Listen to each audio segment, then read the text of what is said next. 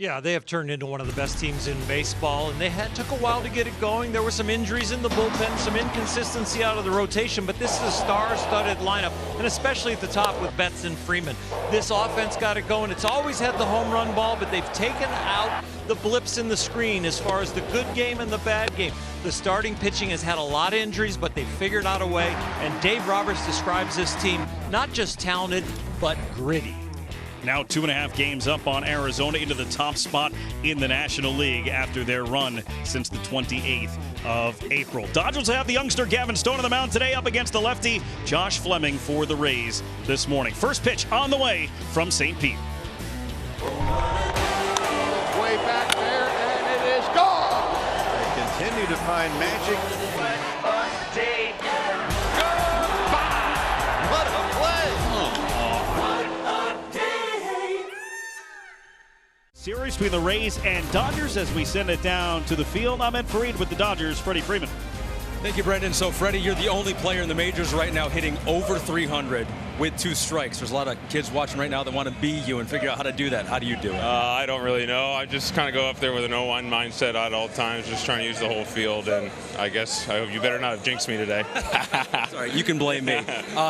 One more for you. I was talking to your manager, Dave Roberts. He says he has never seen anything like it. You do not take a pitch off. How do you stay locked in, keep yourself accountable? It's my job. I take this thing very seriously. My job every day is lay my head on my pillow every night and know I gave everything I do, and that's what I intend to do every day. Thanks, Freddie. Yep. Brendan, if he has a offer, that's my fault. My bad.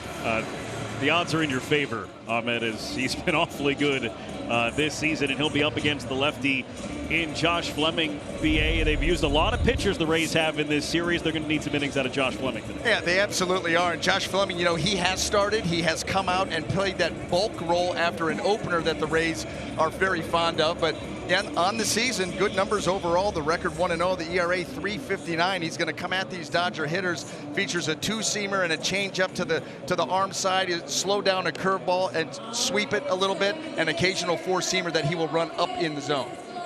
Rays used 8 pitchers on Friday, 5 more yesterday, so 13 in the series. And the lineup he'll face will start with this man, Mookie Betts, Freddie Freeman, JD Martinez, the top 3 to lead it off. This is a very potent offense. Not as potent as Tampa Bay, not quite the wheels of Tampa Bay, but very much an extra base hit machine team, and they can get very streaky at the bottom of the order. The top of the order very consistent, but the bottom of the order can get streaky, so it can be explosive throughout the lineup if that bottom of the order gets going. So Mookie Betts will lead things off for the Dodgers here in Tampa this morning. 1 for 5 yesterday, his 31st RBI of the season, as we are set and ready to go from Tropicana Field. Top team in the American League, top team in the National League, head-to-head, and the first pitch in there for a called strike. It is a rematch of the 2020 World Series and could very well be a preview of the 2023 World Series as well. And that one misses 2 Betts. The Dodgers have gone through a gauntlet on this road trip. This is the last game of a 3-city road trip. St. Louis could have been a playoff matchup coming up. Atlanta could be a playoff matchup coming up. And then here could be a preview of the World Series. 4 and 5 so far on the trip. And so 5 and 5 will feel a whole lot better on the plane ride home, won't it? Happy flight home. That one just missed outside. End of a 10-game homestand on the other side for the Rays as well. Which has absolutely flown by because that's coming off of their longest road trip of the year, where actually the Rays spent 8 days in New York. 4-game series with the Yankees, a day off, and then a 3-game series against the Mets. So they were anxious to get back home and now realizing that it's back out on the road time. Count runs full on Mookie Betts, who's just 1 for 8 in this series. And he got him with a fastball. It's no surprise that they wanted to start a left-hander against the Dodgers.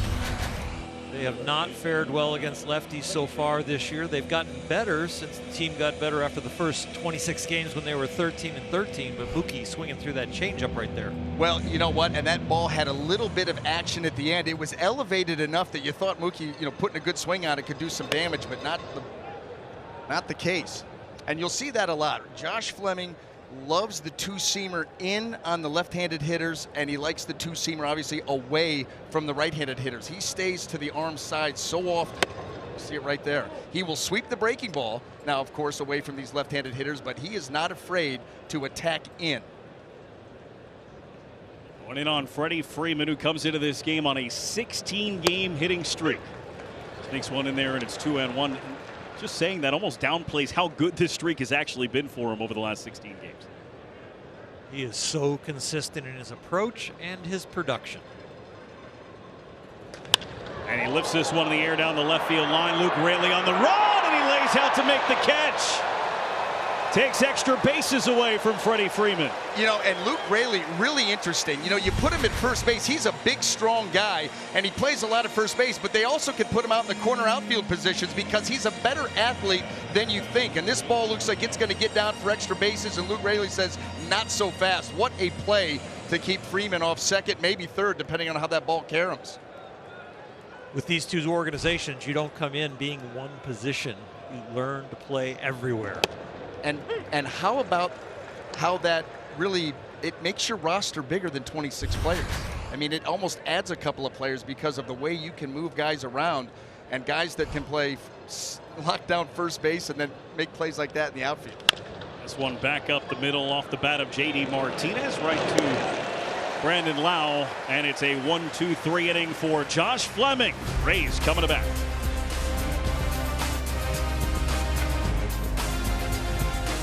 Dodgers top pitching prospects into the big league rotation this morning. The 24-year-old Gavin Stone making his third career major league start, still in search of that first big league win. Fastball, changeup, slider.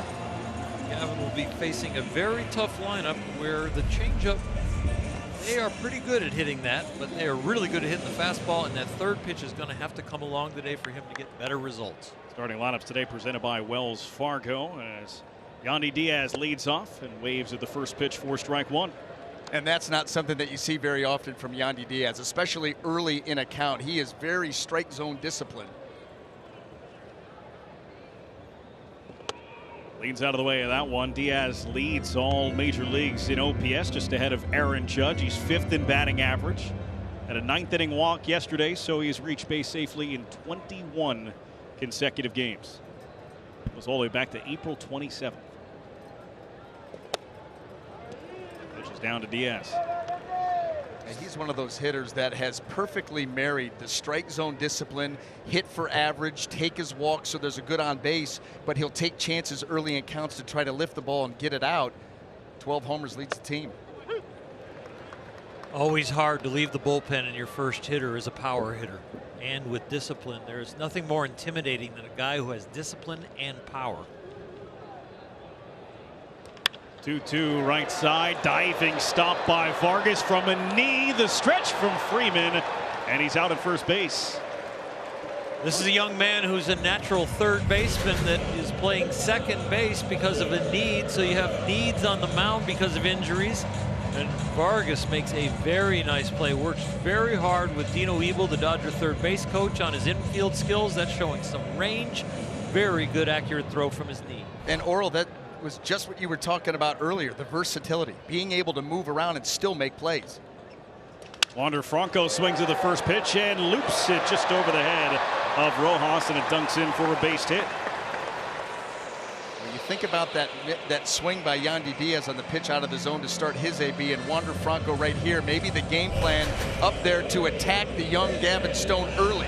This pitch, that's a pitcher's pitch, maybe a little bit closer to the outside corner, he's going to get it out there, but in the middle may have cost Wander a bat, but he got a base hit.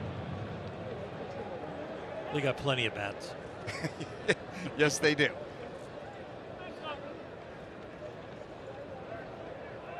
Time called at home plate here. I think an issue with PitchCom, perhaps. Not hearing. Austin Barnes trying to get things straightened away back there behind the plate. Looks like we're ready to play baseball. Start the clock. Here's Brandon Lowe up against Gavin Stone. Deals a first pitch strike. It's a 5-game hit streak now for Wander Franco.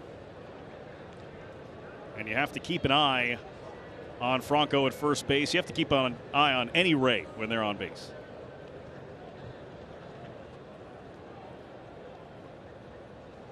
This one ripped foul. 42 stolen bases in the month of May for the Tampa Bay Rays on 49 attempts. You go back to the beginning of the season where the Rays got off to that quick start. They were bludgeoning teams. A lot of home runs, a lot of big run differentials, and so there was no need to really run, even though they have a ton of athletes on the roster. All of a sudden, you get into May, a tougher part of your schedule, and they have really opened up the offensive playbook. Wow, fooled on that one. And he's down on 3 pitches. That's the changeup, the number 1 out pitch for Gavin Stone. Doesn't need width when it has that much deception with the speed differential and a little bit of depth on the movement. Listen, I was a big changeup guy, so I always look for the arm speed because that's at the end of the day what the hitter is swinging at. And Gavin Stone, excellent arm speed and reach on that pitch. Harold Ramirez, the designated hitter, batting in the cleanup spot for the Rays against Gavin Stone, who is considered the number 4 prospect in the entire Dodgers organization and the only pitcher that rated ahead of him. Bobby Miller, he's in the rotation now too for LA.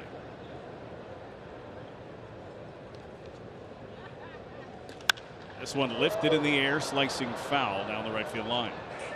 Bobby Miller got a W in his first big league debut, and then that's the first W from a guy starting as a rookie since 2016 for the Dodgers. They usually come up and eat some innings, maybe have to learn their way through and stay away from the W. Well, he got one right away.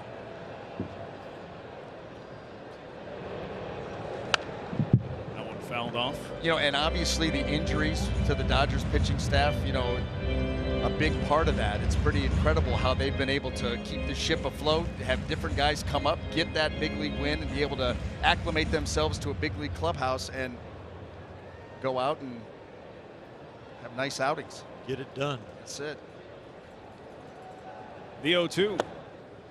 Down low. Stone replaced Dustin May in the rotation, who will be out until after the All-Star break with an elbow sprain. And of course, isn't that far removed from Tommy John surgery himself, but look at the guys out. No Julio Urias at the top as well. That's a typical rotation if all healthy. You almost have a top 3 and a couple of young guys coming along in the 4 and 5 hole. Runner goes on the 1-2, and it's lined for a base hit into center field. Franco will stop at third. It's a 2-out single for Ramirez, and runners on the corners for Tampa. Well, not the case, but that worked out just like a hit and run. I mean, the 1-2 count, Harold Ramirez, he will battle you. He'll take some big cuts early, but with 2 strikes, he goes into battle mode, able to reach out and flick that ball to the right side. And with Wander Franco running, no one there to catch that line drive. Vargas would have had a shot if he stays put. Ramirez starting to heat up a little bit again. He went 2 for 5 yesterday, but he was 2 for 23 coming into yesterday's game. Now he's got the 2-out hit here in the first inning. That moves it along for Isaac Paredes. It's down low as the Rays threatening here against Gavin Stone in the bottom of the first. Huge for a young pitcher on the mound looking to have a good outing. This is his 3rd start. He hasn't fared well in the first 2. Get out of here with a 0, maybe build some momentum. Good pitch there, fooled Paredes. And the count even at 1-1. And you're so right, because the last thing a young pitcher, any pitcher, but especially a young pitcher, wants to start thinking, oh, here we go again. Talk about the 2 young guys making their big league appearances for the Dodgers. As this line, a base hit through into right field. Coming in to score is Franco. All the way to third goes Ramirez. And a 2-out single delivered by Paredes puts the Rays up in the first. So far in Gavin Stone's early big league career, this being his 3rd start, it has been trouble from the stretch. Opponent now are 10 for 21 when he is in the stretch with men on. The other Achilles heel has been the walk. Well, it hasn't been the walk here for the Rays. It's been them barreling some balls up. Well, that pitch right there caught a little bit too much plate, and that is a bad combination when you start talking about walks and then not being able to effectively pitch out of the stretch with runners on. The perfect storm to give up runs. Josh Lowe now the batter. It's 0-1. Runner still on the corners for the Rays. Lowe almost got the day off yesterday. The lefty on the mound, but he pinch hit in the 8th inning. Flew out, but hitting .304, 11 home runs. He's behind in the count, 0-2. With the early start back on Pacific Coast time, this is like rush hour on the bases here with the traffic. Started with a great play by Vargas and then a single, a strikeout, and 2 more singles with 2 outs in the inning.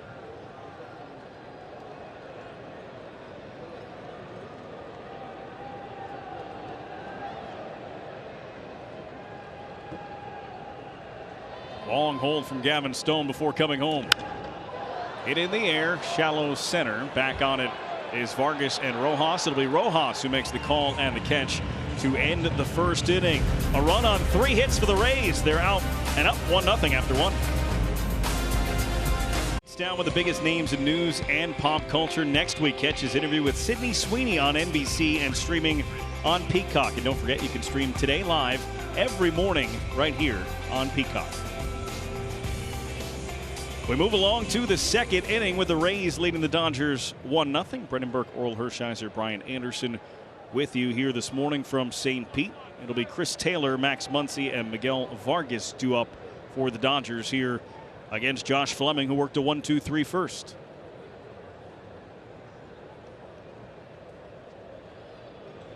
And Chris Taylor ambushes the first pitch to left and gone. The lead lasted 1 pitch for the Rays as Taylor takes it out to left. His nickname on the Dodgers is CT3. And Chris Taylor is always carrying his glove. The bat can be streaky, but this pitch and the location is right in the sweet spot of his swing. Yeah, you're absolutely right. You know, Josh Fleming, given that lead, wants to attack the strike zone with that 2-seamer. That does not have the normal finish to it. That stayed flatter, caught more plate, and Chris Taylor did not miss. 8th home run of the season for Taylor. And this one is hit deep to right on the very next pitch. Gone! Taylor and Max Muncy go back-to-back on consecutive pitches, and the Dodgers have a 2-1 lead. How can you put the batting order together and in the 4 hole have Chris Taylor hitting 193 and in the 5 hole have Max Muncy hitting 205? These lineups are flexible. They're built on matchups, and those two showed. Dave Roberts filled it out very, very nicely. Genius. And you know, Dave Roberts, when we talked to him, he was talking about doing that, having a flexible lineup and how he has the buy-in of the clubhouse, and the Dodgers make it work, obviously. How about that? Well, I'm a number 2 hitter. You're hitting 6-8. No, there's no arguments on this club. You are not a number 2 hitter. You're a player on the Dodgers, and you will hit where we write it in. And it will be according to the data, to the matchups, what we see as far as how many pitches is the starter going to throw. Will you see the starter 3 times or only 2 times? They have a lot of strategies, just like the Rays, on how they configure their rosters and their lineups. And that doesn't work in every clubhouse. No. It really doesn't. It's amazing, these two organizations and how similar they are. 1-2 on Miguel Vargas is up high, 2-2. So the 8th home run of the season for Taylor, who hit 10 all of last year in 118 games. Followed up by Max Muncy, who continues to hit home runs. He's got home runs in back-to-back games.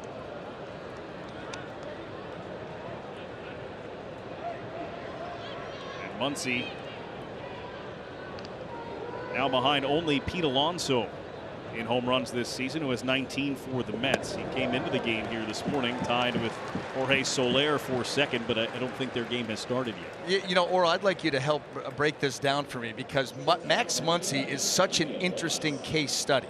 He doesn't hit for much of an average, and so you think, okay, well, he's a free swinger, and he may be, but he also takes walks. High on base percentage and power production are outstanding. Yeah, the discipline in the strike zone is always there, and that's what keeps him in the lineup in his slumps, as he gets his walks. Rojas dunks one into left field for a base hit. So 2 home runs, a walk, and a single, and the first 4 have reached for the Dodgers here in the second.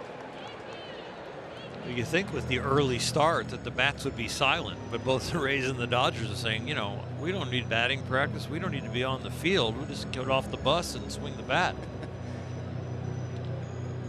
And that'll draw a visit from the pitching coach to go talk things over with Josh Fleming. Well, the one thing you're starting to notice here too is we talked about Josh Fleming, a lot of arm side pitches, especially to the right-handed hitters. You're starting to see him dive out there to try and go and get it.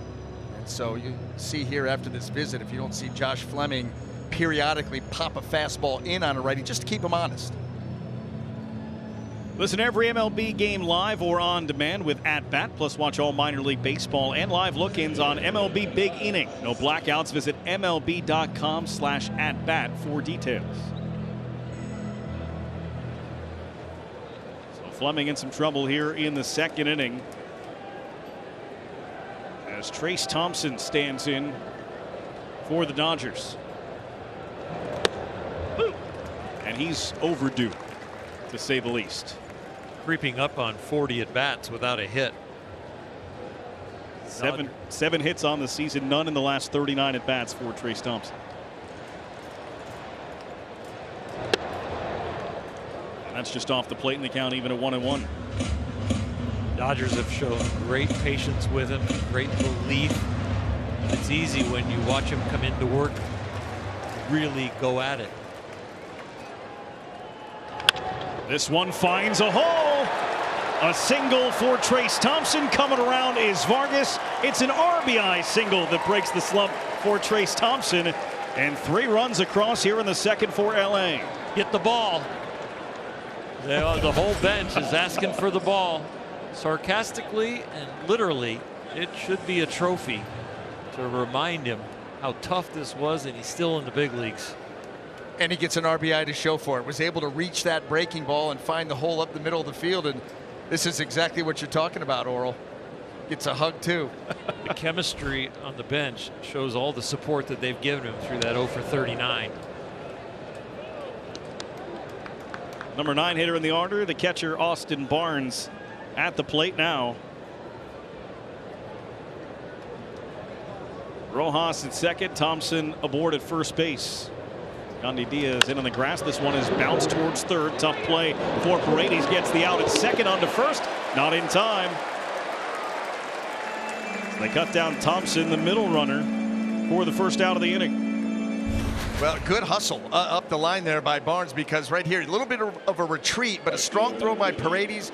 Brandon Lau coming off that bag, but just too much hustle up the line, stays out of the double play.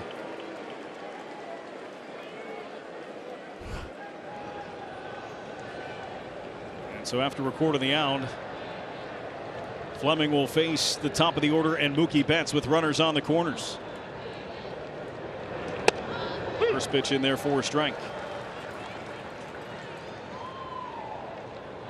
And Mookie Betts has some great numbers this season with runners in scoring position. He's 14 for 36. And he's got a chopper towards short, could be 2 on to second, 1 in time for the double play. All things considered, could have been worse for Josh Fleming. He gives up the 2 home runs and an RBI single from Trayce Thompson. And the game is 3-1 LA, headed to the bottom of the second inning.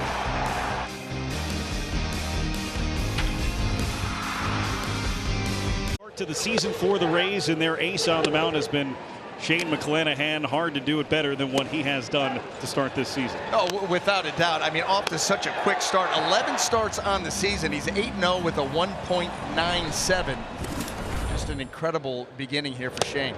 Jose Siri leading it off. And what do you get when you start the season that well? You get a chance to talk to us during the broadcast. Shane McClanahan, thanks so much for joining us. Thank you for having me, guys. Well, listen, Shane, I hate to do this to you, and we will get to you talking about your teammates, but with a start like that, has there been one thing that you've been focused on, a key, or is it just a combination? Oh! That one gets by Chris Taylor and will make it all the way to the warning track. Siri will throw the brakes on at third. What a hop. I might have to stay on with you guys all night. Yeah. You got the lucky headset on. What a hop. Ball, Jose Siri, that ball softly hit, falls in, and look at that bounce right there. Chris Taylor ended up just getting too close to it. So sometimes you can over pursue, and then off the turf, now you find yourself in real trouble. That's triple. Shane, it's Oral Hershiser. Have you ever raced Siri? No, I don't want. I don't think I want to do that. He's probably, honest to God, he's probably one of the fastest people in the MLB. Top 10. Yeah, I believe that. How many do you think are on this Rays team? I mean, there is team speed all over the place. Yeah, we got a lot of sneaky speed too. Harold's really fast, Luke's really fast, and Frankie can actually run pretty good for a catcher. And I think that's just kind of what we do. We cause chaos on the bases. Watching that ball jump over Chris Taylor's head, tell me about the chemistry in the clubhouse and how this Trop is your home field advantage. Yeah, our chemistry in this clubhouse has been awesome. We all get along really, really well. Whether we're going out to dinner, doing stuff together, whatever. But I think it's kind of translating onto the field too. And that helps. I mean, this group has been together now for a couple of seasons, and so that camaraderie, you can really sense it when you look down there on the bench. Mm-hmm. What about the pitching staff and the injuries that you've had to deal with? Drew Rasmussen going down and Jeffrey Springs, and the way that you've been able to keep the ship afloat. Yeah, it's just one of those things where it's the next man up mentality, I guess, and one of those things you obviously don't want to have to deal with, but you just got to roll with the punches. Luke Raley batting with a runner on third. Jose Siri's leadoff triple. Rays threatening right after a big inning for the Dodgers. You kind of hit on this, but what about Luke Raley? You talk about an athlete. I mean, you put him over at first baseman, you're like, yeah, that's a first baseman. And then all of a sudden you see him out in the corner outfield positions making plays like he did in the first. Pretty special. Yeah, I was actually yelling at him last game. I wasn't getting over in time. I was like, you got to get over, you got to get over. And he was like, why are you yelling at me? I'm like, I wasn't going to get there. I need you to get over there. Too much fall off to the third base line. Yeah, I guess. See those two red dots? Yeah. You want to say hi? Yeah. Hello, guy. Here, Harold Ramirez. H-Man. And Shane's not kidding. Harold Ramirez, you go up on him. Yeah, we're going to stay on, boys. We're going to stay on for a little bit. More extra bases for the Rays. Raley pulls into second with an RBI double. Get comfy, Shane. Yeah, I'm not going nowhere. I can't now. I get yelled at. What is it like to pitch for a team that can support you so much on the mound with these bats? It's awesome. It's like I go out there, if I go out, give two, 3, 4 runs, I mean, it's like, oh, still got a really good chance of winning this game. So. Yeah, my first brush with the American League was with the Cleveland Indians, and they averaged 7.5 runs. And I said, I just come over here and have a 4.5 ERA. I'll be fine. You got spoiled. You got really spoiled there. Come on, Frank. Those were the teams where you had Manny Ramirez hitting 7th and Sandy Alomar hitting 9th. Loaded. Alomar had 20 home runs the one year batting 9th. It's pretty good. A little bit like this Rays team. They got their you guys got your 100th home run yesterday. Yeah, I think somebody said we didn't get our 100th home run last year. August. Yeah, August or something. August like 12th. Yeah. August 12th. That's pretty good. How about the fact the 7, 8, 9 hole hitters in the Rays lineup have out-homered the Cleveland Guardians team? Not bad. Are you a little disappointed with the universal DH when you got to the big leagues? Did you think, oh man, I would love to hit? I go back and forth on that. I see the talent of arms in this league, and I'm like, my God, am I lucky I don't have to go face that. But yeah, part of me, I guess, kind of wants to get a at-bat before my career's over, but hopefully I still got some time to get that in. Well, one good way when pitchers hit to find out if you have good stuff, or just to go up there and stand in the box and go, oh, I know I throw better than this guy. I'll be fine. Well, truthfully, when I was in high school, I thought 85 was absolute smoke. And I'm like, well, I'm definitely not going to be a hitter. Made the right choice. I think so, yeah. Yes. All right, you're talking about yourself, so we can ask you something about yourself. When did you develop that competitive? In your highlights that we showed before you came on for the interview, there was a lot of competition oozing out of your pores. So, backtrack. I think I was making fun of myself more than I was talking about myself, but I don't know. I've always had that kind of like competitive drive where it's like if I do something, I don't want to just do it. I want to try and be the best I can, and whatever happens. Whatever my best is, that's what it is, and it just kind of comes back to just winning. I like winning. Well, what other things do you compete in? What are your hobbies? Golf. I get down. There's another one long run for Taylor. That time he's able to track it down for the out. You're the only one with a microphone that can root, so go ahead. I can't. I don't want to. I don't want to. Get down, I don't get want to down. blow up people's ears at home and your guys' ears. Oh, you're fine. No.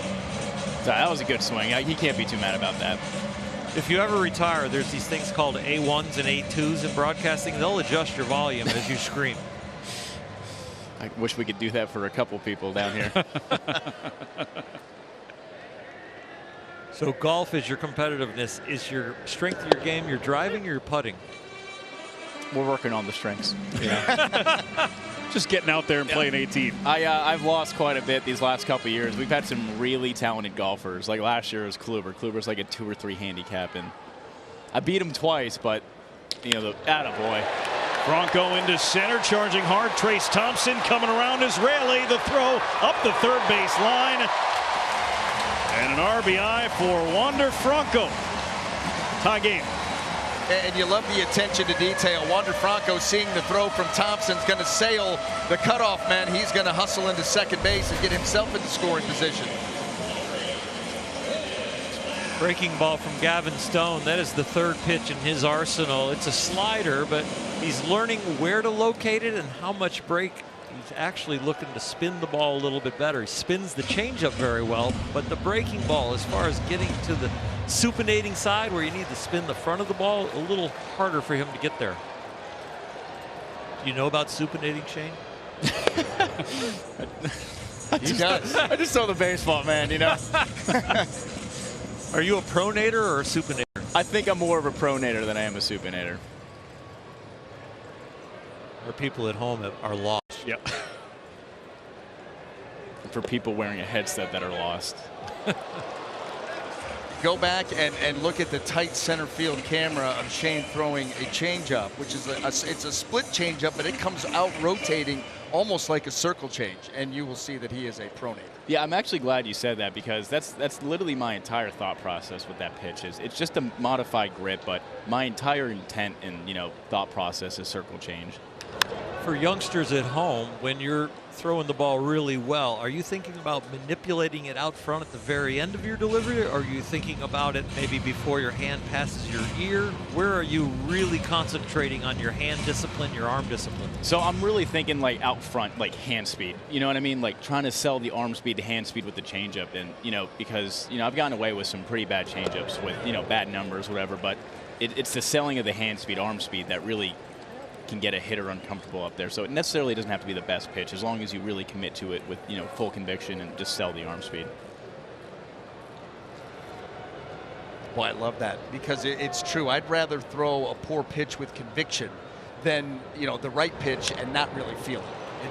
It doesn't go that way, but conviction is everything. And we were talking about that earlier in this game. The arm speed sells it, so sometimes you can get away with that poor location. Yeah, absolutely. As a youngster, when you were take your sip of your water, I'll make a long question so you can. But as a youngster, what was the first pitch to come along, the changeups or the breaking balls? I would definitely say the breaking ball. I saw Kershaw, growing up, and that big curveball. You're like, I want to do that. Obviously, you can't do that. It's Clayton Kershaw, but I always wanted that big curveball. Like Koufax, Kershaw, Cliff Lee had a really good one. I loved watching him when I was growing up. And so curveball definitely came first, and the changeup really didn't happen until kind of pro ball, to tell you the truth. I realized the importance of it once I started getting knocked around a little bit. Do you guys have a culture with your starting rotation to watch each other's side works, or is it really more individual? How's it in pitchers' meetings? Here comes another run for the Rays. Another 2-out hit. This one by Brandon Lau, and Tampa takes the lead. You're never going to leave this headset, I don't think. I don't think I can. Yeah, we're doing pretty good. What are you guys doing next inning? Well, this is one way to not get ripped on by your teammates, right? When you have offense and you're on the headset. I didn't tell anybody. Wander! I'll get them later. I was actually kind of nervous. I didn't tell anybody I was coming over here because I didn't want seeds or gum or anything to be flung at me, to tell you the truth. I just kind of like slowly dipped. Oh, Taylor saw me. Oh, no. I kind of just slipped away and walked over here. Well, you can't do it now. You got to keep the same program. BA, help me. It's been so long I forgot my question. You were talking about the camaraderie with the pitching staff. Yeah. Watching your side works and stuff. What is it? So, everyone's kind of so individualized and unique where it's like, it's one of those things, hey, well, they'll go do their work, and then after they get done, we how'd it go? What'd you work on? What are you thinking? And kind of just pick each other's brains, in between starts, in between, play catches and stuff like that. And we kind of know what each other's working on, to be honest with you. We, what their approach is, what they're trying to, bring into the next outing and stuff like that. So, we have a pretty good rapport. We talk every single day a lot. Talk about Tyler Glasnow coming back, and obviously pitched yesterday, and what the lift is to the rotation. Yeah, I mean, it's Tyler Glasnow. Guy was unbelievable. Great stuff yesterday. No play there. Oh, there's that guy that was just talking to you guys. He's on first base. Harold Ramirez found a soft spot in the infield there. Sneaky fast. Sneaky fast. Boy, he is too. We never got to that. But Harold Ramirez, I mean, he is built like a bull. I mean, and the way that he gets up the line and runs, good luck stepping in front of that. So much is made of data and what goes on as far as pitch selection. What type of pitcher are you? Are you just trusting the pitch com, what's registering in your head from the catcher? No, or are they you found calling me. your own game? It's all right. They found me. Oh, just no. concentrate on us. Lock in. Game face. Let's Sorry. go. So, I'm sorry, what was the question? It's all right. PitchCom, are you into the data and exact location? Or are you just out there following the catcher and just executing the pitch? So, for me, it's like we get our, scouting reports before the game and everything like that, and I go over it, I kind of have a general understanding of, strength, weaknesses with the batter, and, but it's, what they might have a strength in, I might also have a strength in, so it's like I'm not going to, stray away from what I do well because of a hitter, you know what I mean? Obviously, there's respect there and everything like that, sequence, however, but it's one of those things where I'll get the ball.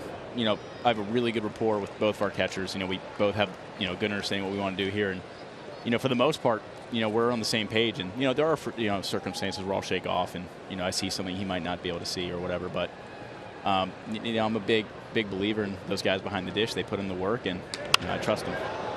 How much communication in between innings? Maybe a shifting of the gears and a changing of the game plan?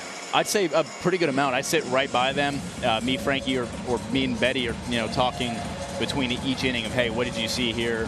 Who do we got coming up? What do you think? What did we start them with last time? And so yeah, it's a constant evolution. It's a chess match. When you read that scouting report, it says a good changeup hitter. Do you ever have the ego of not my changeup? No, I think it's one of those things where it's like you got to respect. These guys are all very good hitters, and I'll still throw the changeup, but it just you got to pick and choose your battles. If I sequence a really good fastball, in a situation where I'm trying to get a ground ball or swing and a miss, it's one of those things. I'll trust my stuff. This is hit well to left over the head of Taylor and off the wall. Couple of more runs coming home for the Rays. Isak Paredes delivers the 4th straight 2-out hit. Take that ball! There are going to be a line of Ray hitters heading into Kevin Cash's office advocating for no more BP. The 11:30 start, this offense has come to life. Shane, they're going to be asking for you to be on headset every offensive inning in between starts. You just hit me.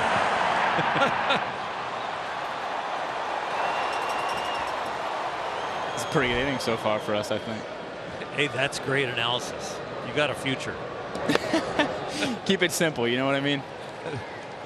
This inning's now 33 pitches old for Gavin Stone. And the last thing that Dave Roberts wants to do is to turn to the bullpen this early in the game. This is the 9th batter of the inning in Josh Lowe. All started with a Jose Siri bouncing triple over the head of Chris Taylor, and Siri's back in the on-deck circle.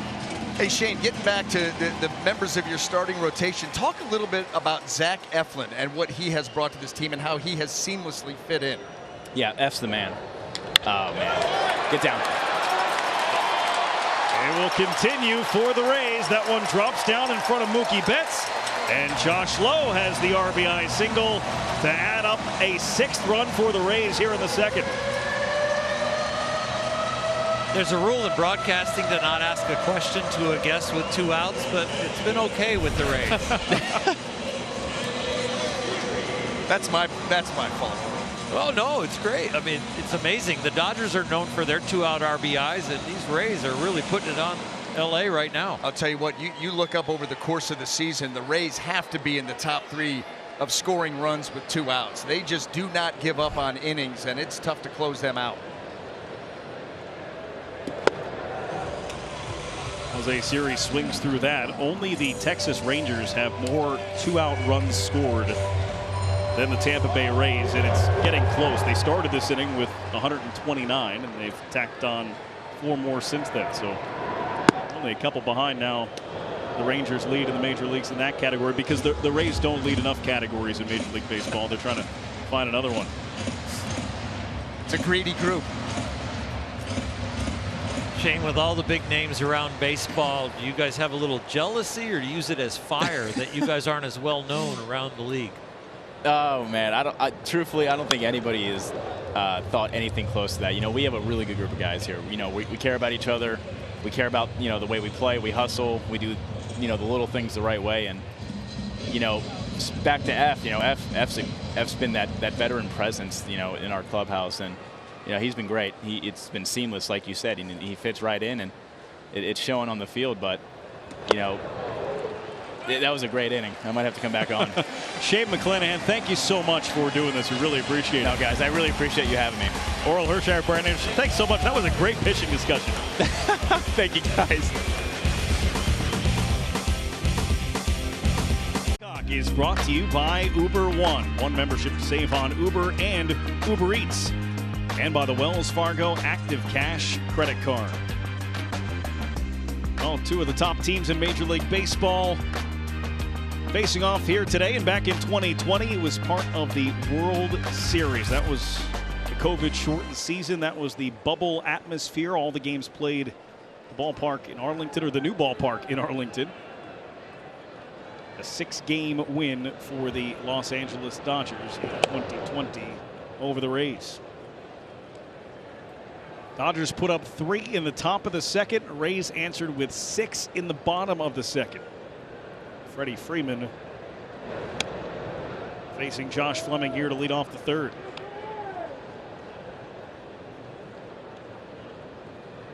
Now from pitcher's perspective, it's a long half inning for a pitcher to sit there and then have to face this guy in Freddie Freeman, who gives it a right off the glove of Jose Siri and drops down to the ground. Freeman will hold at second.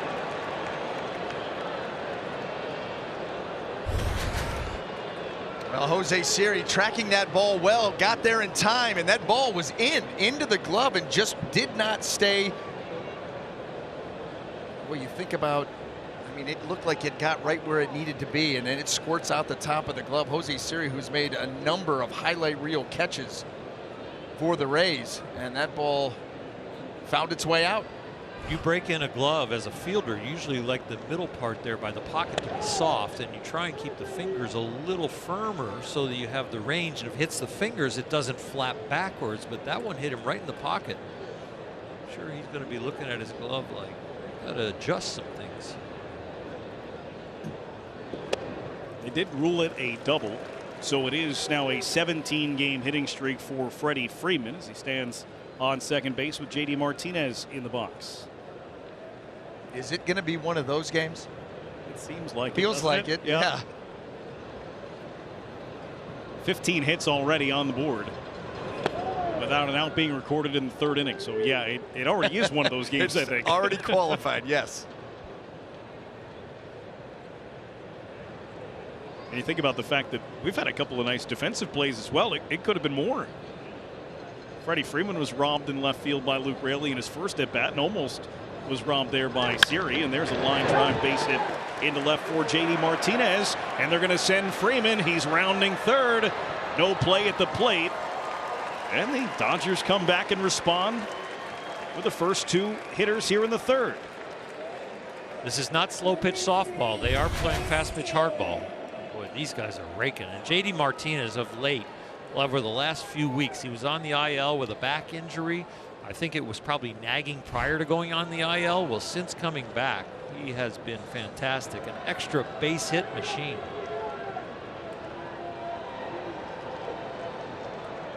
It's hitting 305 since May 12th, and they're not wasting any time. Move the line. Chris Taylor singles to left. Chris Taylor has seen 2 pitches today. A home run and a single. I was just going to say, how many of these hits have come on the first pitch? I mean, these Dodger hitters are up there ready to hit, and anything that's catching the meaty part of the plate, they are going after. With Max Muncy, who hit a home run his last time up. We'll chat with him before they face Max Muncy. It's Josh Fleming. First 2 pitches of the second inning thrown by Josh Fleming were hit out. Chris Taylor and then Max Muncy. 17th home run of the year for Muncy. 17 of his 35 hits this season. Home runs. He has not fared well average-wise against lefties, but when he does get a hit, 8 hits off of lefties, 5 of those hits have been home runs.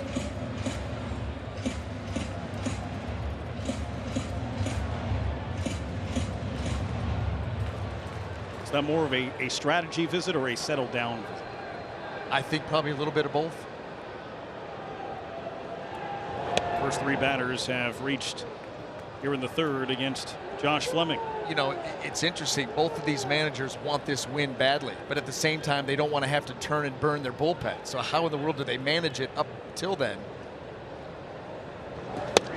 There's a strike. I think there's a third category to a mound visit now, because this with the pitch clock has become more of a cardiovascular event for pitchers. So not only do you want to settle them down, not only you want to talk strategy, but you want to give them a breather and try and break the rhythm of the inning. Bouncer towards second. Loud, wild throw. That'll bring around Martinez. Taylor will stop at third. And an error on the fielder's choice attempt adds another run for LA. And it's 7-5. I think Brandon Lau was trying to rush that throw because of the chopping nature of the ground ball. Thinking about trying to turn 2, and he right here gets rid of it too quickly. Just rushed that throw and it sailed on him. Max Muncy, when he was running, kind of came up a little lame heading into second, and they're going to come out and check on Muncy. Dave Roberts on his way out. Just started right there at the end, pulled up. Yeah. Be a little dehydration, something just getting a cramp. Didn't seem like it was acute. It seemed like it slowly came on for him and tightened up.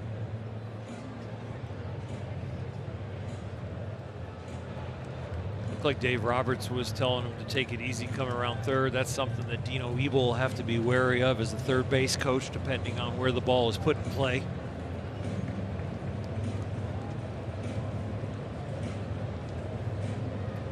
Muncy stays in the game. Miguel Vargas will be the batter, and Brandon Lau with a tough error that still nobody out in the inning. Interesting defensive setup here by the Rays too. You've got Yandy Diaz pulled in at the cut of the turf. Wander Franco halfway. Isaac Paredes playing a normal third base. Brandon Lau shaded up the middle. Something sharp at Wander if you're looking to potentially cut that run off the plate. That pitch is up to Vargas, who walked his first time around. Came around to score as well. It's the only walk issued by Josh Fleming in this game. He's allowed 7 hits, including a couple of home runs.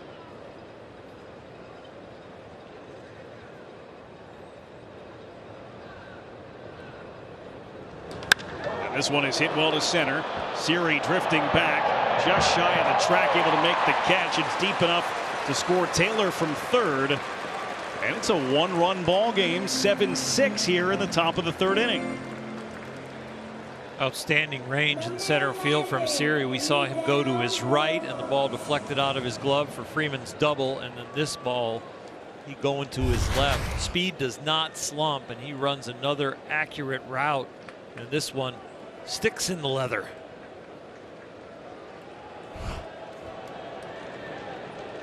Muncy, despite the issue he had getting to second, was able to tag and make it to third as the check swing is fouled off by Rojas. And so they bring the infield in here with a runner on third for Miguel Rojas. Rojas can be a good contact man, very good situational hitter. And with Max Muncy and the ailment that he has with the leg right now, I'm sure they were telling him to make the ball go through this infield in. And if it's a sac fly attempt, they're hoping, the Dodgers are hoping that it's deep enough that he doesn't have to sprint. It worked out perfectly for him getting second to third. That ball deep out into right center field with the outfielder moving away. Easy tag up. Saving a roster spot instead of having to pinch run for him. Rojas takes high on the 0-2. Rojas was 1 for 4 yesterday, came around to score and tie the game in the 7th inning, which was a great ball game. We've seen 2 games in this series so far. Kind of a rout on Friday night by the Rays, and then yesterday a back and forth affair that came down to the very final at bat. And this is hit in the air to left. Luke Raley is underneath it. Tagging from third is Muncy, and he looks to be running okay as he comes in with the game-tying run. I'm sure he tried to keep his stride about 6-8 inches a little shorter than normal, not stretching out. And a lot of times with leg injuries and tightness, it's not when you're running as much as when you're decelling at the end. So watching him after he crosses home plate to see what he looks like.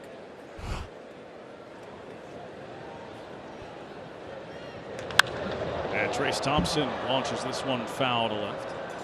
When you have a national exclusive game, you hope for a tight game. Yep. I didn't think we were going to have a tight game with 14 runs in the top of the third. Nope. That's not normally how you get it. And every time you think it's not going to be a tight game, it tightens right back up. And Trace Thompson, boy, he waited 39 at bats for a hit. Now he's 2 for 2. He's hot.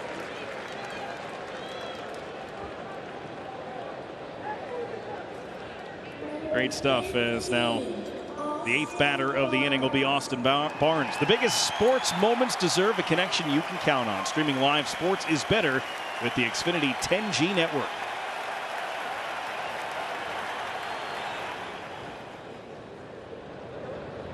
Here's the catcher, Austin Barnes, and he swings at the first pitch and lifts it foul.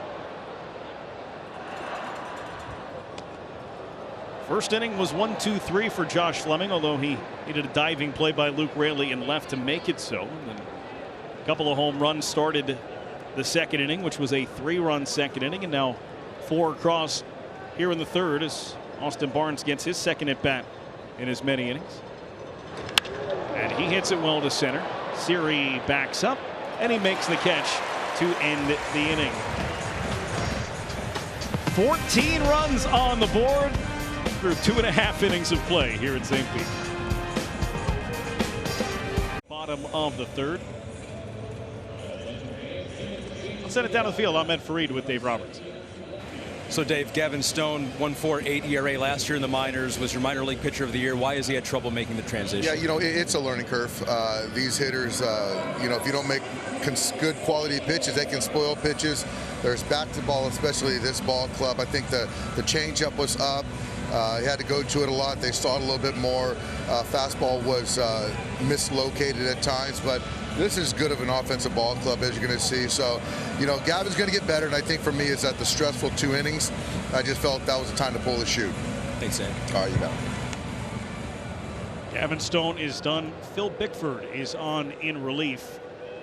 And see if he can fare any better. The teams so far in this game, as we start the bottom of the third inning, are hitting a combined .581. They're 18 for 31 for 14 runs between the two teams. So Phil Bickford will have his hands full. But he starts with Luke Raley, the left fielder, and the number 8 hitter in the Rays lineup.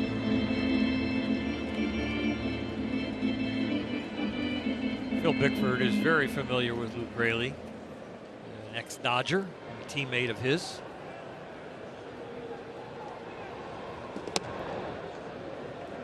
This pitch is outside of real. This Dodger pitching staff has really had trouble on the road. An ERA creeping close to 6 on the road, but an ERA at home just under 3. So there has been some serious difference between home and road splits. And what do you attribute that to? Because I saw the same numbers and thought, boy, pitching is pitching, maybe not. Well, early on, you think small sample size as teams are at home and road, and you've got to take the number of games they've played and you go, okay, half and half. But it's starting to be a pattern, and I really don't have a clue yet, other than they're not making quality pitches on the road. Dodger Stadium is a great place to pitch. It's a pitcher's ballpark in general. But it's not like San Diego and San Francisco and Atlanta is fine for pitching. This is a little bit more of a bandbox at times. But those stats weren't built just in Tampa Bay. First walk of the game issued by Dodger pitching as Phil Bickford walks first batter he faces. It's a similar story for both teams in the home and road splits. Max Muncy is out of the game. So Taylor comes in from left field to take over at third base. Thompson moves over from center field to left. And Alton comes in to play center field. Different defensive alignment here in the third inning for the Dodgers. Pitch clock violation against Francisco Mejia, so he will start this count 0-1. And there goes Luke Raley on the first pitch. The throw down to second is not in time. So Raley walks and promptly steals second. Well, Luke Raley now 7 out of 8 in the stolen base department, gets a good jump, full head of steam, and able to get that hand in there. Now you've got to not only get the hand in there, that's close, but stay in touch with the bag. A lot of times they keep that tag on you, and if you come loose, it's an out.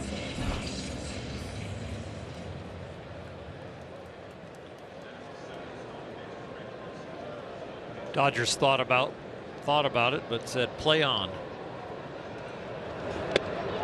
Mejia kind of buckled and trying to check his swing. He could not, and while he only sees 2 pitches, he strikes out. The second time in the ball game. Yeah, how about that? Getting called out on the check swing, coming after a violation. It's a tough at bat. Not a lot to analyze there. Well, here's the top of the order for the Rays. This is the third time through the order. Starting here in the bottom of the third inning, Yandy Diaz is 0 for 2 in the game. Robbed on a nice play by Miguel Vargas to lead off the first and then lined out in the second. And he lifts this one into left field for a base hit. And they are waving around Luke Raley. Here comes the throw offline. And the runs just keep on coming. It's 8-7 Tampa. You get the feeling right there that send by Brady Williams at third base was a scouting report send on the arm of Trace Thompson, because that ball was into the glove of Thompson before Raley got to third base, and they made no issue with sending him. Well, the Rays are very aggressive on the bases, whether it's a stolen base or moving up 90 feet, going first to third. So the stolen base pays off as he slides easily into home.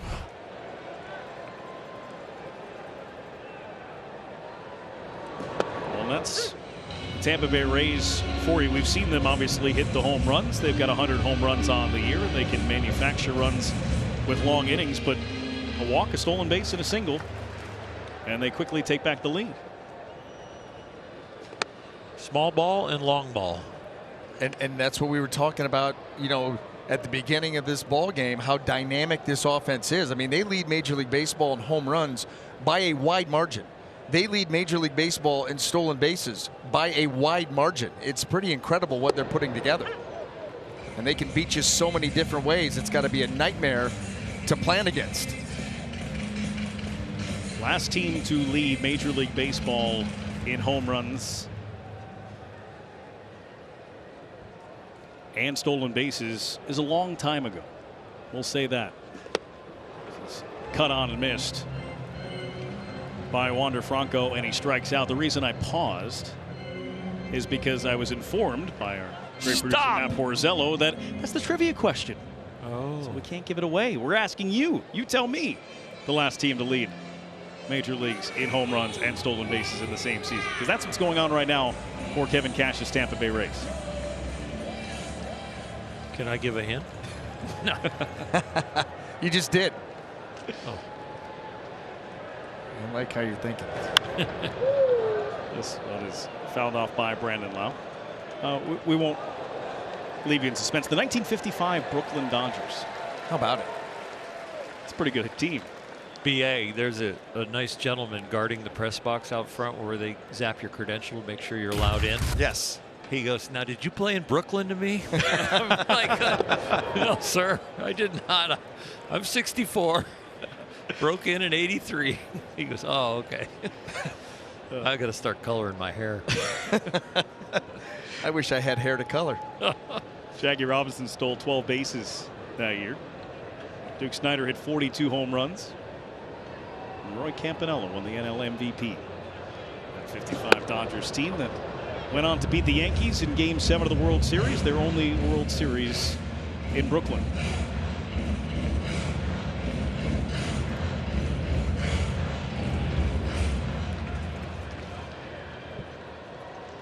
Yandy Diaz aboard at first base. Brandon Lowe facing the 1-2.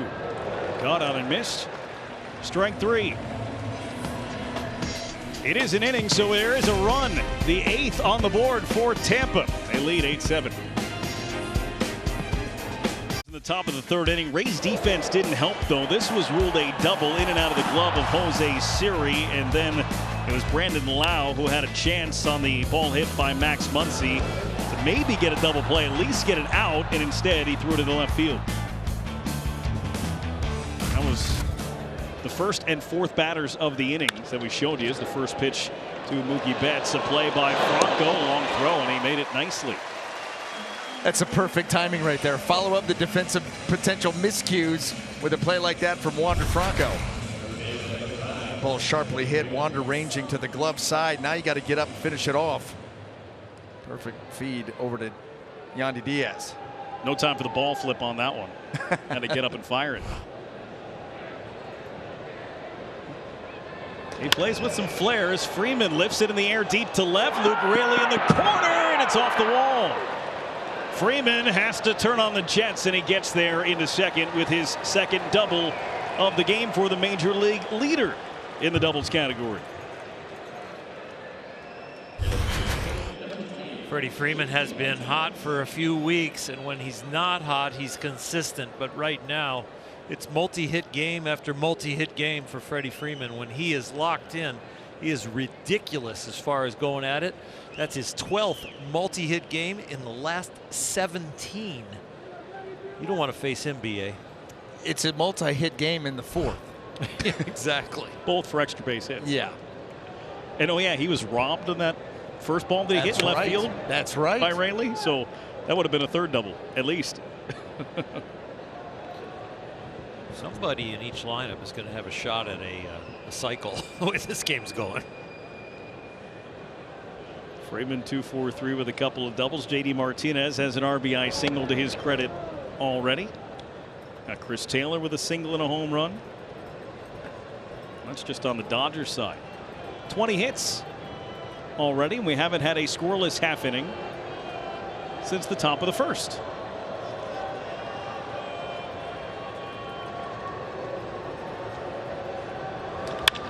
And Martinez, well hit, but right to Josh Lowe. Took me Josh Lowe. I knew I was going to do that at least once today, right? For sure. It's just like the English language to have the same spelling and a different pronunciation. We deal with that quite a bit. Chris Taylor will get the intentional pass. And they're going to instead pitch to James Outman, who has come in to replace Max Muncy in the last half inning. Outman will get his first at bat, but not before a conference on the mound. I like the fact that Chris Taylor now has been on base or around the bases 3 times. He's only seen 2 pitches. That's a good point. Not easy to do. Yep. Home run on the first pitch he saw, single on the second pitch he saw, and then he gets first without seeing a pitch.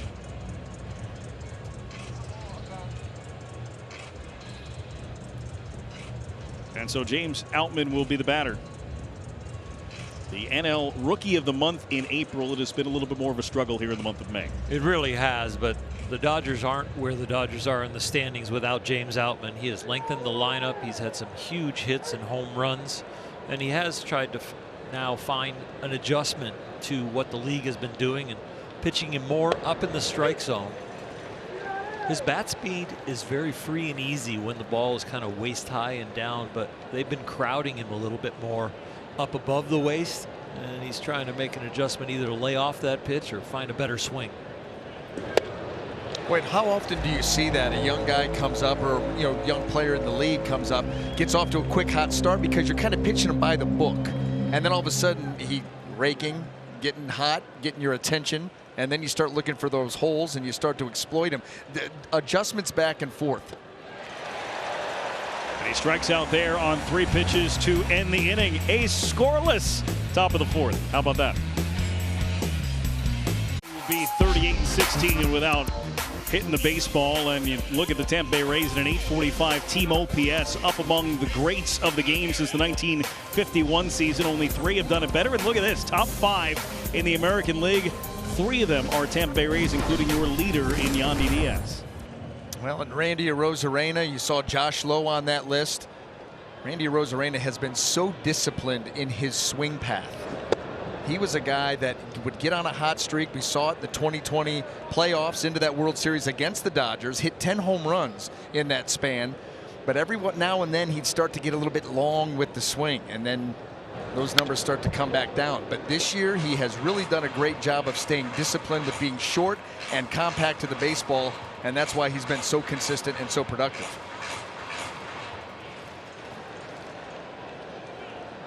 Harold Ramirez leading off the bottom of the 4th inning. He's 2 for 2. Swings through that one up. Every Ray, with the exception of Francisco Mejia, has a base hit already in this game.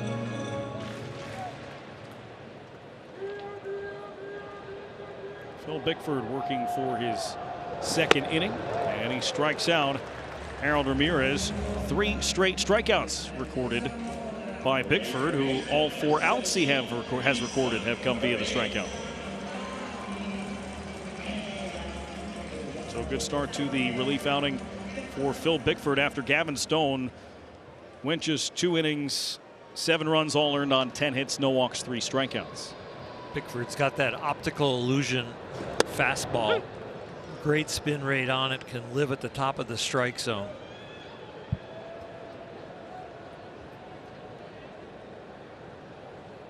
Isaac Paredes has 3 RBIs already this afternoon.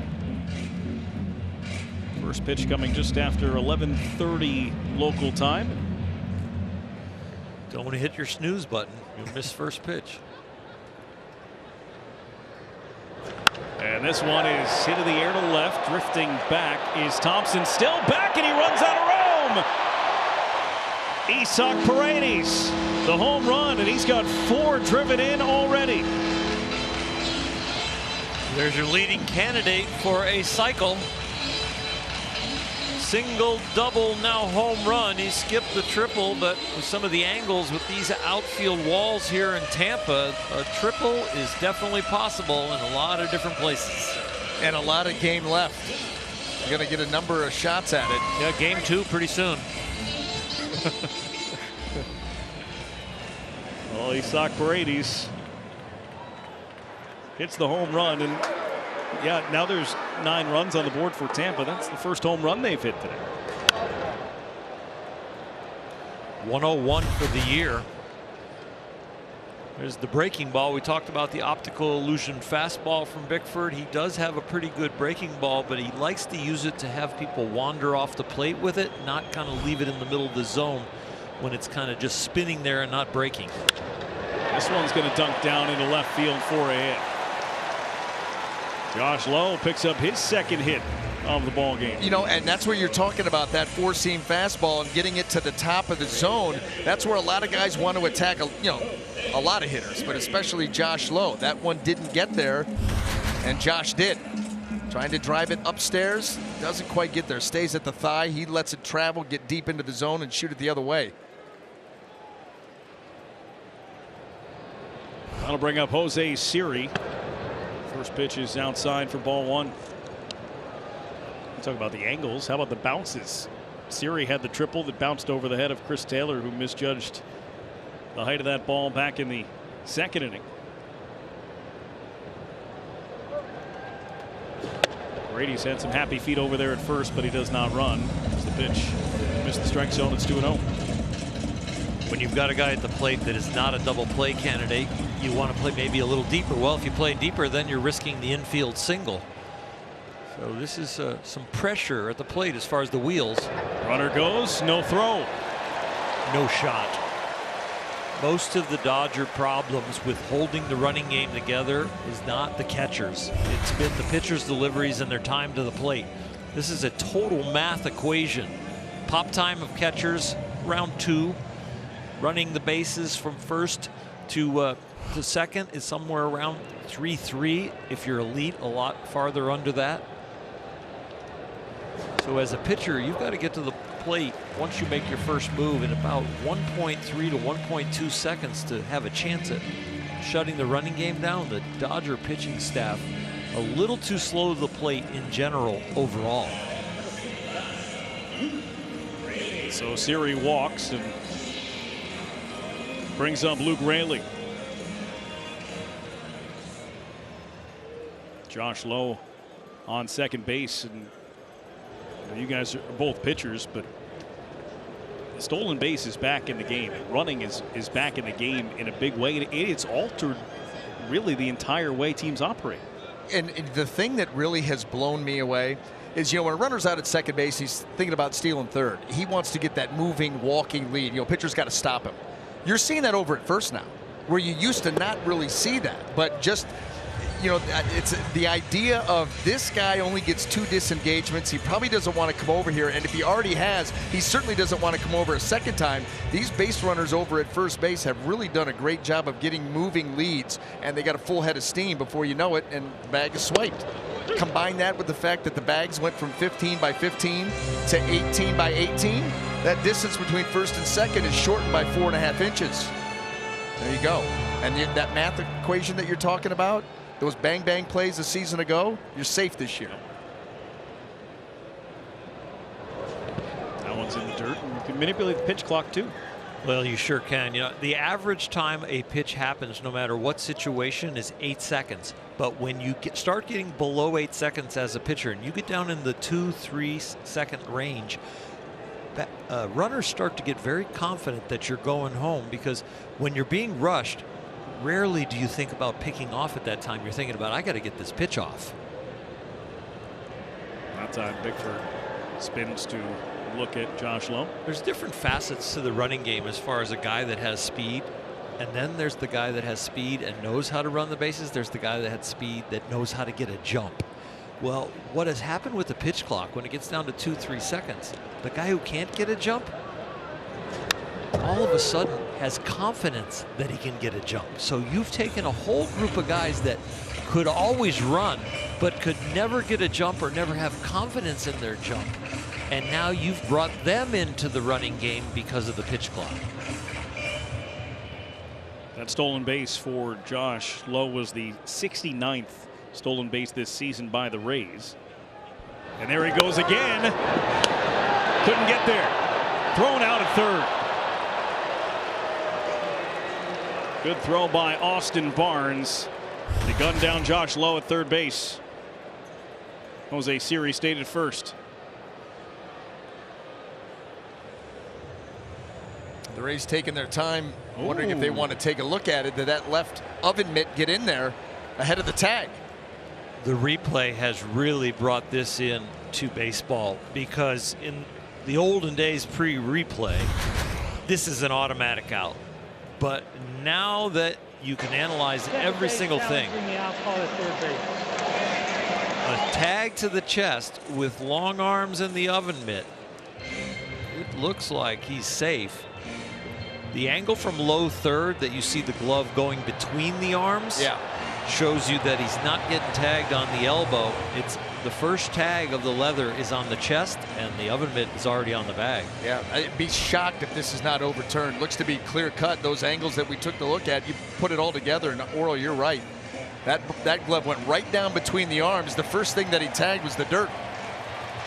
Well, you know, and the other thing for Tampa Bay, Siri's got to be a little bit more heads up at first. This is not a rare base stealing team, so you've got to always anticipate when you're on first that the guy in second might go, and he needs to go because they're definitely not going to throw him out at second. And you see his secondary lead, he is far off, and there was plenty of time. The call on the field is overturned. The runner's safe. Plenty of time with that safe call that Siri should be on second. So a good throw by Austin Barnes. Not a good enough tag by Chris Taylor at third base. And so Josh Lowe has stolen 2 bases here on this trip. The double play is still in order because Siri is there, but how long he'll be at first base, I would say it's going to be a short amount of time. 1 or 2? Right here? I would say first pitch. So now 70 steals for the Rays and 71 steals allowed by the Dodgers. Both those numbers most in Major League Baseball.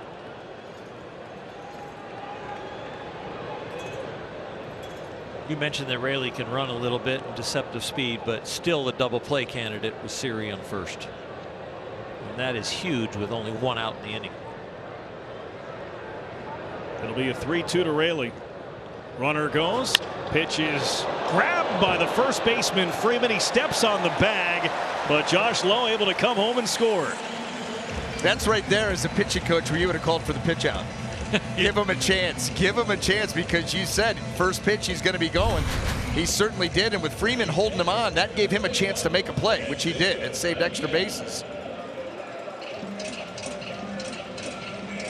Freddie doesn't take a pitch off offensively. He doesn't take a pitch off defensively. When he hits the ball and runs the bases, he does that very well. And Francisco Mejia, the lone Ray without a hit, hit one a long way but fell. I love that interview with him at the start of the game. He said that's my job. That's my job, is to go hard every pitch all game long, and when I go home and put my head on the pillow at night knowing that I gave it everything I had.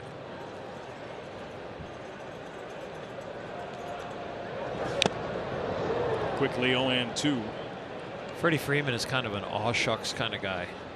You know, everything is very humble in his responses. He is a world-class athlete, an elite teammate, and an unbelievable consistent producer. Look at this. There's a stolen base attempt by Siri, and he got his hand in there. This is the second time this has happened against the Dodgers with the defensive alignment. Either after a pitch and realigning yourself as a third baseman, or before the pitch being too far from the bag. The initial call is safe, but the Dodgers might ask for a review. Challenging the safe call at third base. Dodgers have challenged it. This is a similar thing. Ball there. Where's the tag? When does it hit? And here's the thing, the call went the Rays' way on the field, so it has to be, the overturn has to be definitive. PA, give us the measurements on the new bags. That for 18 inches by 18 inches. So Siri was 4.5 inches closer exactly from bag to bag. Having to hit a moving target, Chris Taylor, he does that. Where's the hand? Where's the glove? Boy, it got him right on the right bicep as that hand went into the bag. So is it definitive enough, or does it stand? I mean, that's the question. It looks like he's still going to be safe to me. Does it? It's kind of gray. Right here, that right hand, the tag there. Is it? I mean, has stands written all over it. Yeah. There's a lot of moving parts to this. There are. And the hand gets buried in the infield dirt. Which is why you can't tell. So that would be, you would think, not definitive. Is that hand on there or not? You can't really tell. So you go with what's on the field. We'll see. But an aggressive base running move there by Jose Siri. Nothing new to this team. Seems like the Tampa Bay grounds crew has done a nice job putting a lot of kitty litter around the bag, so it's nice soft landings for these guys, because that was some serious hand depth as he slid in there. Well, it's obviously a close play because they're taking a long look at it in New York. Taylor had to catch this ball on the run and then dove towards the base. And when does that glove make contact with Siri, and when does Siri's right hand make contact with the bag? And that hand. Review. After review, the call on the field stands. The runner's safe.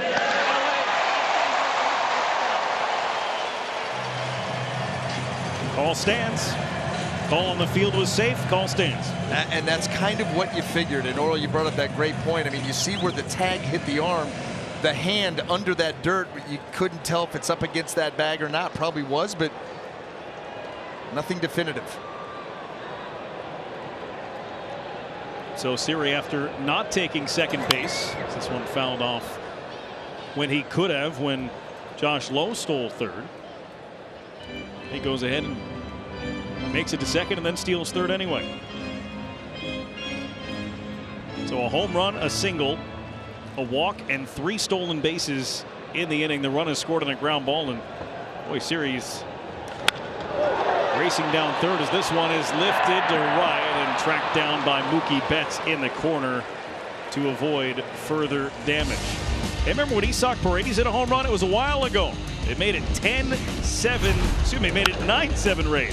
It's now 10-7 as we go to the 5th. Basketball Superhero. This new Peacock original movie tells the story of a young LeBron James and his best friends as they compete to become the #1 high school basketball team in the country. Shooting Stars premieres June 2nd exclusively on Peacock. Josh Fleming still out there for Tampa to start the 5th as he deals to Miguel Vargas, with the Rays up 10-7.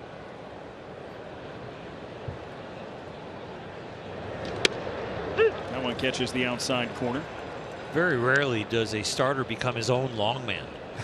And this is something that Fleming is just going to have to wear, but he's wearing it in a place where he actually could get a W.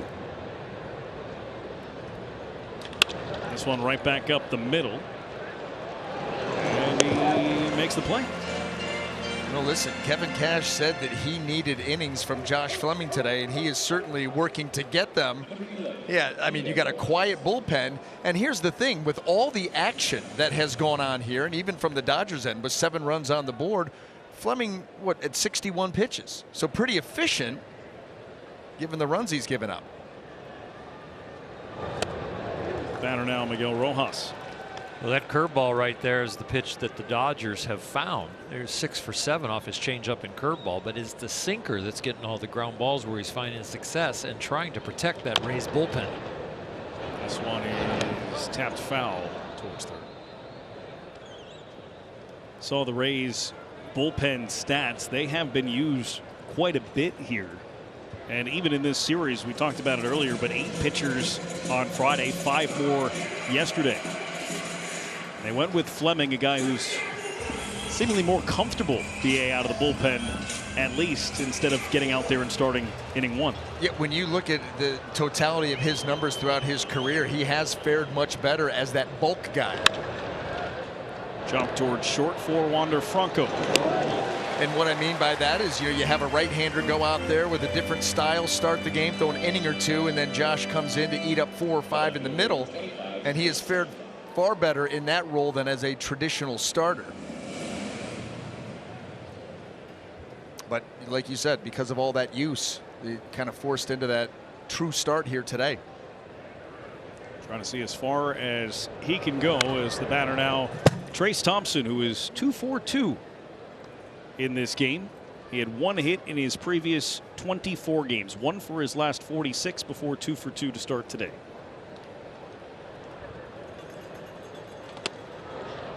Figured it had to come eventually, and you hoped when it came that it would somewhat settle things down.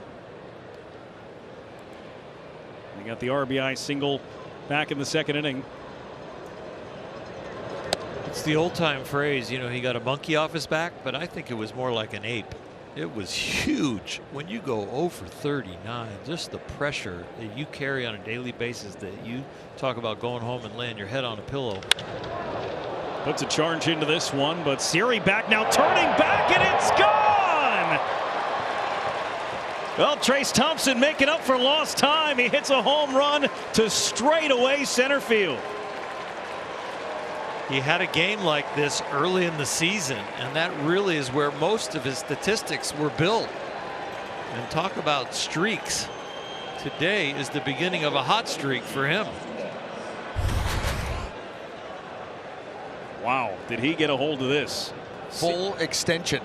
Full extension, and look at that high finish, that carry to straightaway center field. Followed up by Austin Barnes, deep to left. He got it. Luke Raley able to grab that one up against the wall.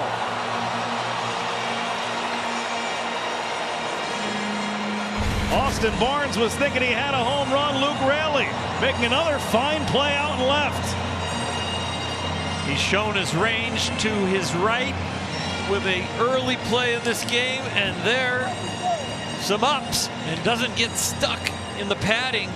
Gets full elevation, finds an out. Wouldn't have been a home run, but it would have been extra bases. But a perfectly timed jump by Luke Raley. What a play. This is text line to increase mental health awareness and access to support. For free 24/7 and confidential support in English and Spanish, text MLB 741-741.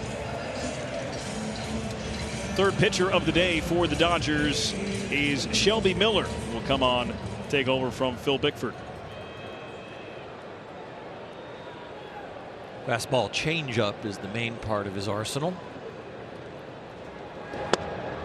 He's going to deal with the top of the order of the Rays and Yandy Diaz to get it started. Brendan Burke, Oral Hershiser, Brian Anderson with you from the Trop in St. Pete today. What has been an eventful baseball game, and how about some more defense? Great play, diving catch by Miguel Rojas at short. There's so many ways to play defense, but guys that have great range have to have reaction off the bat and first step quickness. And Miguel Rojas anticipating that ball as it left the bat. You get ready with your eyes and your weight shift as the ball enters the hitting area. Miguel, there is no better one that prepares to react than him. Miguel's have been a problem for Yandy Diaz today. Miguel Vargas at second, and a nice play in the first inning on him. Miguel Rojas at short here in the fifth. Brings up Wander Franco. Struck out his last time up, but had a couple of singles and scored a couple of runs in the first two innings.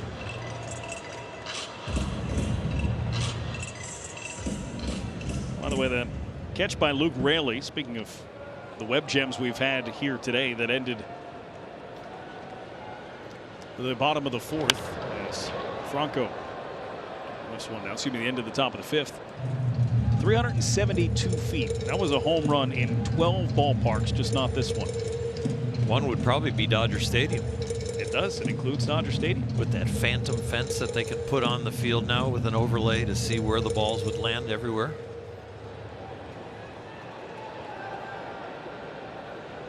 No longer Dodger, though. Going up and away to Wander Franco. Well, here's what you're talking about. He finds the wall and then times the leap perfectly. I mean, that was full extension and almost a snow cone when he brought it in. And yeah, he was pretty fired up about it. Franco got a piece of that, but he has struck out for the second time today. Well, listen, Shelby Miller, the 2 outs coming on changeups, but that fastball that he features, not a lot of success against that on the season. Opponents just 4 for 43 on that pitch, an 0.96 average. So right now, got them both working. Here's Brandon Lau with nobody on and 2 away. Facing Shelby Miller was Gavin Stone for 2, then Phil Bickford for a couple, and now Shelby Miller.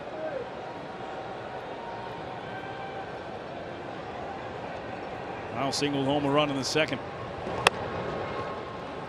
2-0.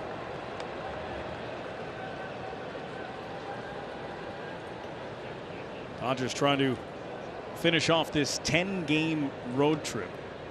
4-5 so far in the first 9. And talked about the opponents. As that one just missed. Started in St. Louis. Tough matchup as the Cardinals starting to figure things out in St. Louis. They took 3 of 4. Then they move on to Atlanta, playing virtually the top 2 teams in the National League going head-to-head, and then having to come here and play the best team in baseball in the Tampa Bay Rays as Lau walks. What have you learned, Oral, about this Dodgers team on this road trip? Because it hasn't been easy, but it hasn't been bad either. No, it really could have been a road trip that they really could have faltered, and you could look back and say, you know, this is where the first half of the season kind of went downhill for them, and they really responded in a big way. After losing 3 out of 4 in St. Louis, they go into Atlanta and win the first 2 and play a tight one in Game 3 to lose that. Had an off day in between with that. Oh, look, the Rays are running again. Stolen base for Brandon Lau. The Rays don't take an off day when it comes to running. But these Dodgers, you know, all the injuries they've had, they had to start 2 kids in Atlanta with Gavin Stone and Bobby Miller. And so they really looked bad, losing 3 out of 4 coming out of St. Louis. But they responded. They won the 2 games that the kids started. They lost the last one. And then they came in here and they kind of got their ears pinned behind them in Game 1 against Tampa Bay, but responded yesterday with a W. And now if they would happen to come back and win, as that one grazed them a little bit, gonna get the bat. Might have got the butt end of that bat. Yeah. The knob. Ramirez saying is all right. The most dangerous foul ball in baseball. I mean, that gets on your pinky or your hand, and you could be out for the year. And even if you do come back, the hand strength and the vibration of the bat when you start to swing again, boy, it is tough. And Harold must really want to hit, because he could have sold that. Oh, yeah. And worked a hit by pitch. A Derek Jeter move? Uh-oh. Your words. It's okay. He's retired. He's got a microphone near him now, though, so you got to be careful. It's all good. Well, Ramirez wanted to swing the bat, and he does here, but he fouls it away. It's all about the sell. You've got to sell it. With replay nowadays, you're right. And yeah, if you sell it, then there's not enough evidence. That would have been a tough one to say, no, it didn't touch any part of your hand, right? I mean, that's obviously got a good part of the bat. Ramirez has a runner in scoring position he wants to bring home as he loops one into foul ground, and Freeman just couldn't track it down. That's one where you worry about Freddie's legs when he takes that little extra lunge. And we're talking about an early day game, last game of a long road trip. Just that little bit. Dave Roberts is taking a deep breath as Freddie jogs back to first base. And that's a guy that doesn't have workload management. He plays almost every single game, every single inning. Ramirez takes low and the count evens up. But to finish the point on the Dodger road trip, I would just say if they won today and came out of this road trip 500, they're going to see it as a huge win. A long flight back across the country, no day off, take on the Washington Nationals tomorrow. Whoa! That one got away from Miller, to say the least. So a wild, and I mean wild pitch, moves Lau to third. BA, your changeup ever slip out that much? Yeah, not that much. I mean, it slipped out. But right there, that one just takes off way up and over the head of Harold Ramirez. And you can see Shelby, when he got the ball back, looking at his hand, like, what went wrong there? Well, he actually came in and apologized. Well, they already almost hit Ramirez earlier in that bat. And then Ramirez hits one well to right center. Outman on the run, able to grab it and end the inning. A scoreless bottom of the 5th. Top of the order coming up. Betts, Freeman, and Martinez for the Dodgers. Well, Mookie Betts will lead things off, and Mookie Betts had a World Series home run against who was today's starter in Josh Fleming for the Tampa Bay Rays. That was Game 1 of what will be a 6-game win for the Dodgers in the 2020 World Series. Josh Fleming still on the mound here to start the 6th. Betts 0 for 3 against him here in this ballgame. There is activity now in the Rays bullpen for the first time today, despite the fact that the Dodgers have 8 runs on 10 hits. They're getting the innings they need out of Josh Fleming. And Betts can't hold up there. It's 1-2. Jalen Beeks, mid-90s fastball, good changeup off of that, a hard cutter. His last couple outings, he's been used more as an opener before giving way to that bulk guy. That's kind of his little niche. But again, Kevin Cash needs innings. All hands on deck. Grounded to third. Isak Paredes, 1 away.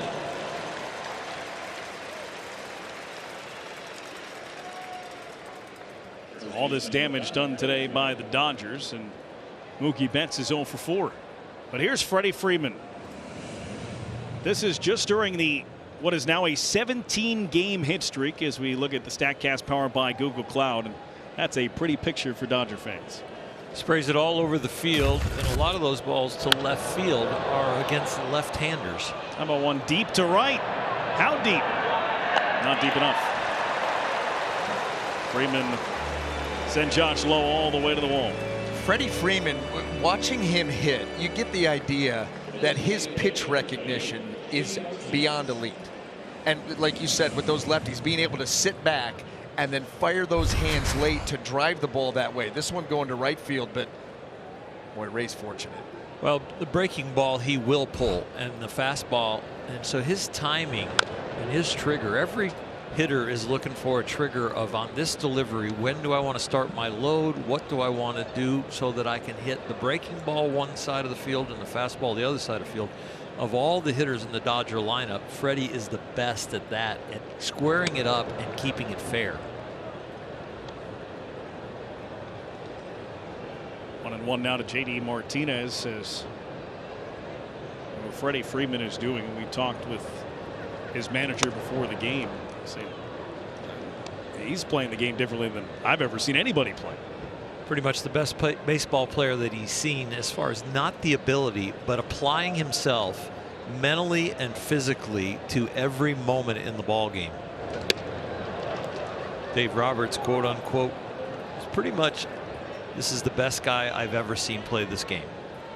Base running, sneaky steals, power, average, spray the ball over the field. This one is hit well in the air to left. Martinez got it all. JD Martinez. And it's 10-9. Fourth home run hit by the Dodgers in this game. Well, the Dodgers are 13-1 when they hit 3 home runs. Well, now they have their 4th, and they're still trailing.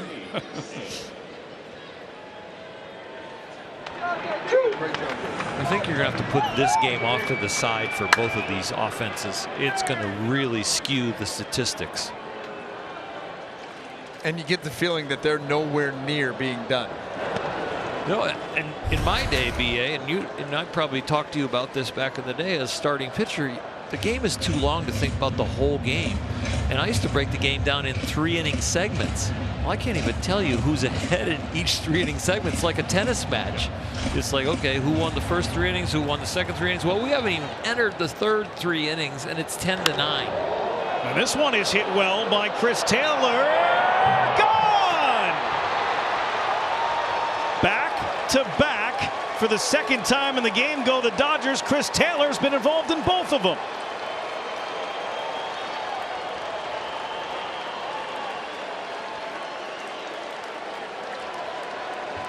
And it's tied at 10.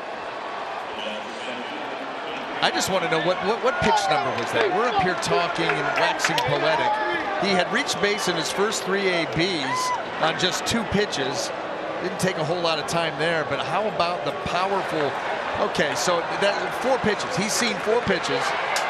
Reached base all 4 times. 2 homers, 1 to left. This one How about the extension? That ball stayed up enough. That is right there. How deep he let that ball travel. Good recognition there.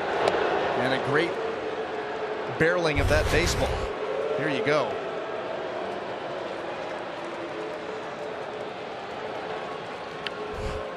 What a day for Chris Taylor as James Outman swings through a pitch. Well, it's 1:30 in the afternoon here local time, so it's about time to start the game. We're all tied up. Restart it. Outman down to the count 1-2. Taylor started the game in left field. He had to move to third base after Max Muncy was taken out. He didn't start either of the first 2 games in this series. As Outman strikes out here, but he's made some big plays in the field in this series, and now he's made a big play with the bat. 2 home runs in the game, including the game-tying home run. It's 10-10. Here in St. Pete today, Chris Taylor has been a big part of it. He hit a home run. Max Muncy, next pitch, hit a home run as well. Wander Franco got things going in the second inning. Part of a 6-run second inning for the Rays.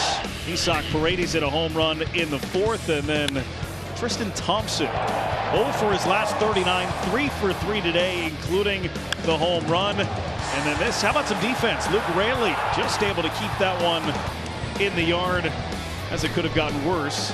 And then in the 6th, yeah, how about some more long ball, back-to-back again. JD Martinez and Chris Taylor. That all adds up to 10-10 as we make our way to the bottom of the 6th inning.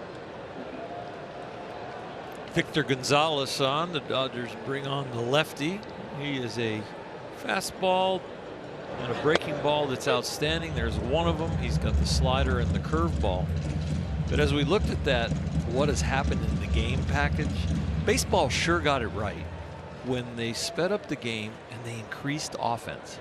That almost seems like an impossible equation when you say, let's adjust the rules a little bit, put the pitch clock in, and how do we create more action, more offense, and tighten the game up? But they got it right. Here we are in a 10-10 game, bottom of the 6th, and we're only a little over 2 hours, right? Yeah, haven't quite made it there yet. And we might not have a 3-hour game, which is, 3:04 was kind of the average before the rules went in. And now we've got an average game time where they've knocked off, north of 20 minutes off of the game, and offense has increased. Last year, the average game time 3 hours 5 minutes. Through the first 755 games this year, coming into this week, 237. That's the average.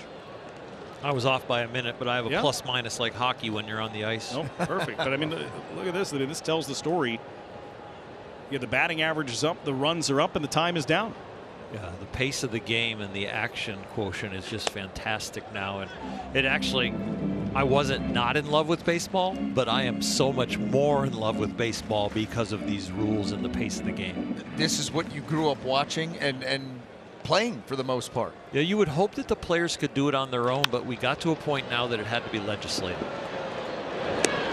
Play made by Rojas. He throws out Josh Lowe. And the fact that most pitches are made with 8 seconds left on the clock tells you that they haven't gone too far. And the number of violations per game, they thought, oh, maybe it'll be 3 or 4 a game and it'll slowly come down like it did in the minors where they were testing all this. Well, the violations are just, you don't even, they're a blip on the screen. You don't even notice them in the game hardly. I thought it was fascinating at the beginning part of the season, and you're watching a baseball game, and I think as somebody who's sitting at home watching TV, you're kind of drawn watching the pitch clock, going, is he going to throw it? Is he going to get there? And now you forget there's even a pitch clock on the screen most of the time.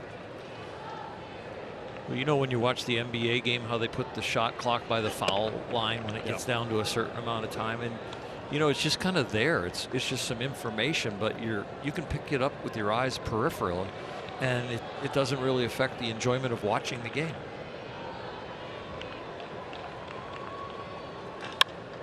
This is into shallow center off the bat of Jose Siri. Tough play, and it is The second baseman, Vargas, who is able to get there and make the play. First 1-2-3 inning for a Dodger pitcher today. 10-10 as we go to the 7th.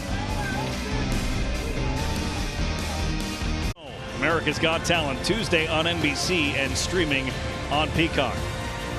Maybe you see the Tampa grounds crew. This guy was out there just a couple moments ago. I pulled a hamstring watching him.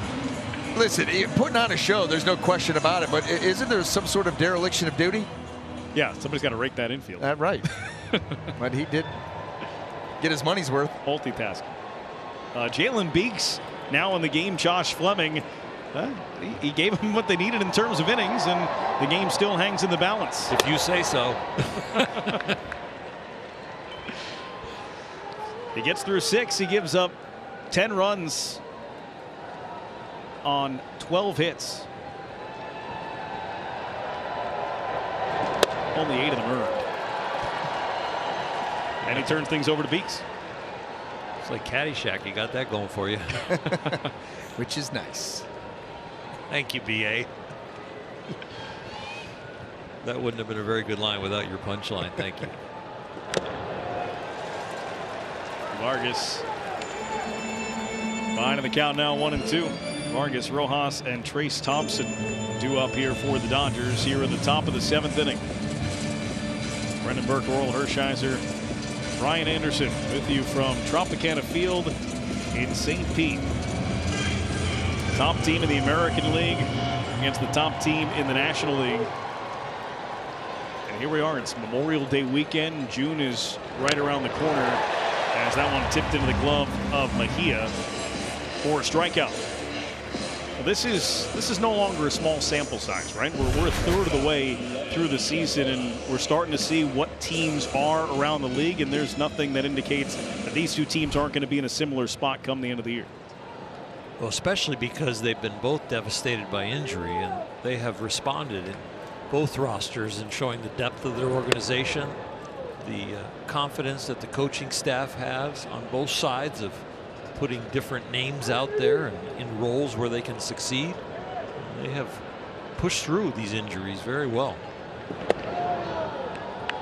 One down to Rojas. You think about BA where the rotation is for Kevin Cash right now, and getting a guy like Glasnow making his first start of the year yesterday for a team that's already in first place. Yeah, I mean, it's a huge get because, you know, Drew Rasmussen, who was having off to a great start. Siri on the run. It's in and out of his glove again. That's the second time today Siri has had one pop out of his glove. And Rojas is into second after the 2-base error by Jose Siri. Well, it'll be interesting to see if it's the same kind of deal. That ball getting into the, no, it never got into the pocket, right off the top of that glove, off the fingers. And he's wondering where it was. It wasn't where it was supposed to be. You know, BA, visiting teams come in here and they first game they'll take practice and try and see the ball with the ceiling the way it is. Do the home guys ever have issues with it? No. I mean, you really don't see that. With the visiting teams, you're absolutely right. There are issues almost every series, especially teams you don't play a lot that aren't within the division. You will see issues pop up. But with the home team, the Rays have a pretty good idea with this roof, and they don't, it doesn't tend to be a problem. That one right there, it almost looked like Jose's eyes came off the ball. This is the first one as this ball gets into the pocket of the glove and squirts free. And this one, let's see, yeah, the head is down, the eyes, I think he took it off the ball assuming it was going in there. The first one was scored a double, but the second one was a sure error.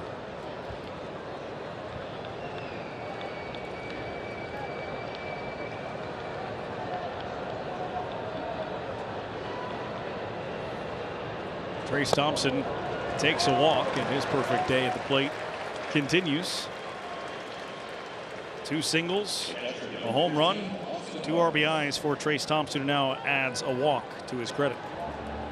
You know, what you were talking about earlier, Drew Rasmussen going down, that's a big injury for the Rays. Jeffrey Springs, who was off to such a great start, same thing. Jeffrey's going to have the Tommy John surgery. Drew Rasmussen, they hope to get back later in the season. And so to be able to get Tyler Glasnow back to help fortify that rotation, you talk about the top 3 now with McClanahan and Zach Eflin, that's a huge help. And on the Dodger side, you think about, can we make a trade for Julio Urias? Oh, he's on the team, but he's hurt. Can we make a trade for somebody like Dustin May, who throws at 100 with great movement? Oh, that's okay. We don't have to trade for him. He's hurt. Oh, are we ever going to get Walker Buehler back from Tommy John? Yeah, he's supposed to be maybe back by September 1st. So the trade deadline could be at a place where you go, wow, the Dodgers need pitching. But it also might be where they've got so much pitching, they are really pitching rich. We saw one of their top prospects today in Gavin Stone had a rough outing. Bobby Miller scheduled to make his second major league appearance tomorrow. These are guys that they anticipated being a part of this pitching staff maybe a little earlier than they wanted to. Yeah, the Dodgers are very good at giving guys a taste so that they can realize what they have to do when they go back down to kind of refine, because you really can't learn exactly how a big league hitter is going to approach you until you face big league hitters. So you find out, like, oh, that 2-0 slider, I need to be a little bit better with that up here. But in AAA, I throw a 2-0 slider, the guys are just automatically out. The third hitter in AAA, the second hitter in AAA, is not as good as the 9 guys you're going to face up here. So you need some experience to see how you need to make adjustments. It's the rare guy that comes from the minor leagues that just immediately succeeds and just takes off. There are some growing pains. Unless you're on the Rays, then it's just plug and play with whoever you call up, right? Well, that's true. I'll tell you, and it's one of those things that both of these organizations do a great job of, is in the offseason exploring for depth. Knowing that you're going to need guys to be able to come in and perform, being able to eyeball a guy that you think is going to fit your way of doing things, or maybe has a pitch that you feel like you can accentuate, but regardless, building depth so that when the injuries hit, they can withstand them. If you think about a pitching staff and you go, okay, nowadays it's 12, 13 deep. Well, it's really coming out of spring training. Organizations are trying to have them be 20 to 25 men deep, because they know the injuries are coming. Bobby Miller is the rare pitcher for me in the Dodger organization that came here and his off-speed stuff is not in development. His 2 breaking balls and his changeup are outstanding, and he has a fastball that'll reach 100 miles an hour. Dustin May got to the big leagues with exceptional velocity and movement, breaking ball, and development.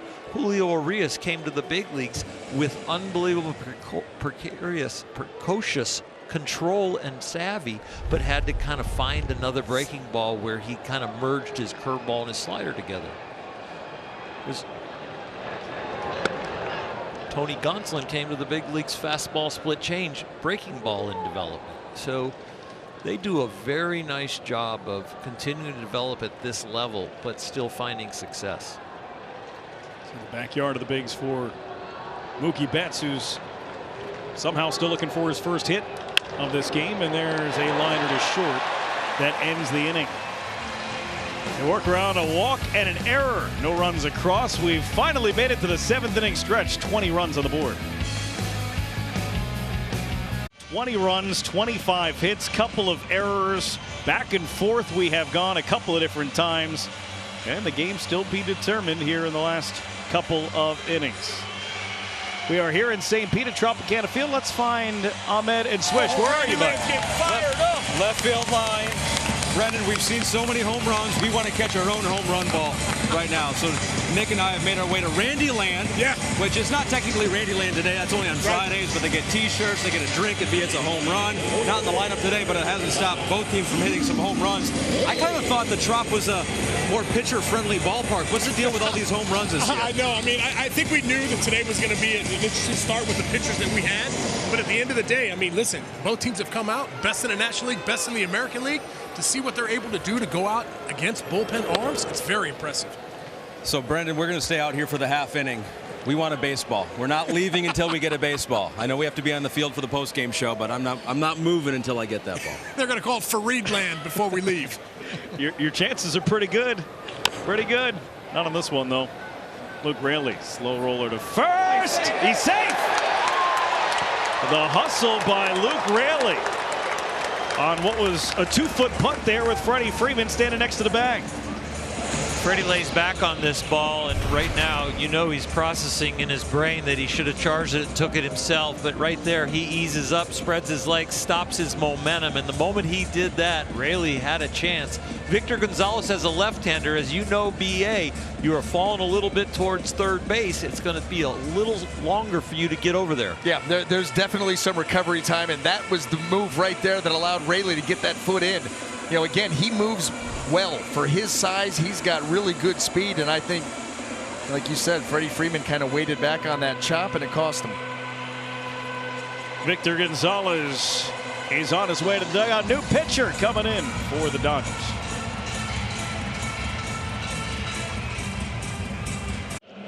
After leaving Victor Gonzalez in to face the lefty and Raley, new pitcher on and Brusdar Graterol. He'll face Francisco Mejia here to start his outing. Electric fastball. Breaking ball that now is fully developed because it has some break and some depth to it. Early in his career, he could survive with just the fastball, but he was always looking for a little swing and miss, and he has found that with the breaking ball. Now on in, it's 2-0. 26 hits so far in this ball game, and not a lot of cheap ones in there. 20 of the 26 categorized as hard hit baseballs. So we get a good look at it on the StatCast powered by Google Cloud. Well, you can understand why the boys are trolling the stands right now. There's a pretty good chance. 5. Well, the runner goes again, and it's fouled off as Raley was on the move. 5 home runs hit off Josh Fleming by the Dodgers, and just 1 home run so far on the board. It's Isaac Paredes for the Rays. Raley, who already stole a base in this game back in the 3rd inning, was moving there. 2-2 stays put, and it's outside for ball 3 to Francisco Mejia for 3 so far today. Giving Christian Bethancourt a Sunday off. Goes on the 3-2, and this one fouled off the foot of Mejia. We'll give him a moment as he rubs down the right leg.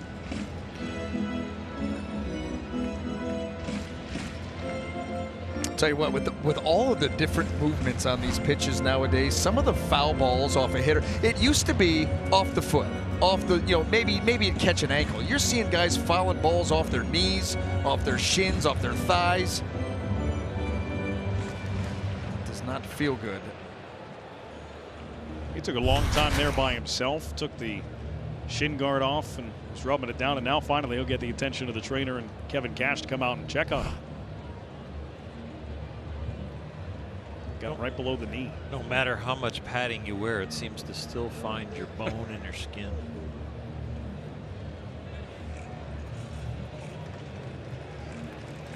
We just got done showing the hard hit ratio of all the balls that have been hit hard. Well, think about having something over 95 mile an hour hit your body.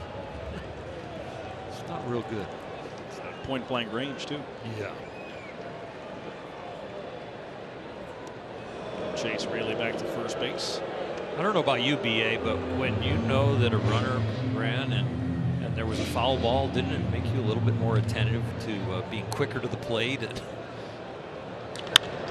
This one is hit a mile high into shallow right field, and it is caught by the second baseman Vargas. That was a tough ball in the roof here in St. Pete. Suit up this season at MLBShop.com. Check out the largest selection of authentic caps, t-shirts, collectibles, and more. Gear up with your favorite team at MLBShop.com.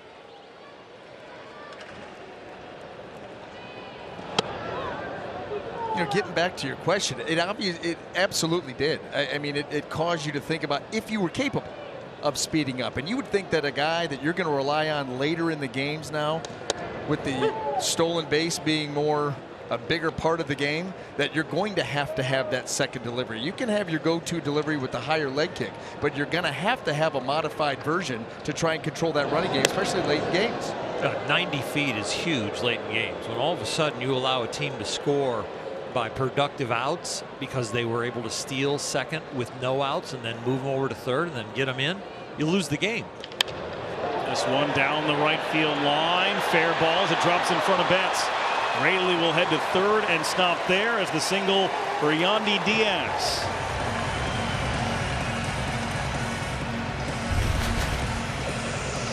Now that pitch staying middle, starting to come back towards Yandy. He does a good job of staying inside of it. Doesn't try to pull that pitch, stays inside of it, gets it out into right field, and then trying to read the throw here of Betts. Whether he should go to second or not, he's going to hang on, and the Dodgers do keep that double play in order.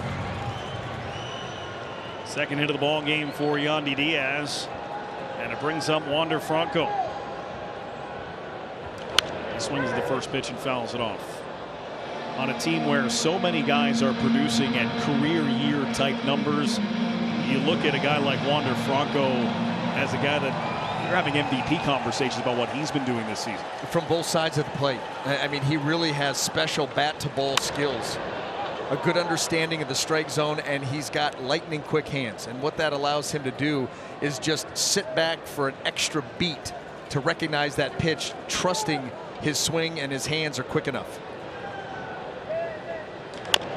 High chopper on the infield, charging hard is Vargas. His only play to first, just in time, but the run scores and the Rays take the lead. It's a very good baseball clock by Miguel Vargas, because this is a complicated play because you're trying to figure out a way to get two with first and third. So he is attempting in his mind to think about the tag, but once the tag is not there, able to get it to Freddie Freeman in time to record at least one out. So Franco pushes the go-ahead run across the plate here in the bottom of the seventh inning. Runner on second, and this one is bounced to third. Chris Taylor's throw off line. He's safe. Freeman tried to apply the tag, but sneaking in there, Brandon Lowe. The speed of the Tampa Bay Rays, it prevents Chris Taylor from closing up, getting on top, and gunning the ball over to first. So he gets to his left with the range and then can't fully close because he's got to get the ball to first in a lot of quick time. And he had a little retreat right there too. So not only is he moving to his left, but it's not like he's moving laterally. He's retreating a step, and that absolutely cost him from being able to step into it. They did rule it a base hit for Brandon Lowe. Freddie Freeman right now is kicking himself on how he played that Raley ball. That brought in a run. He didn't charge it completely, something you rarely see him do, make an error like that mentally. Healthy cut there from Harold Ramirez, fouled off. He's behind 0-2.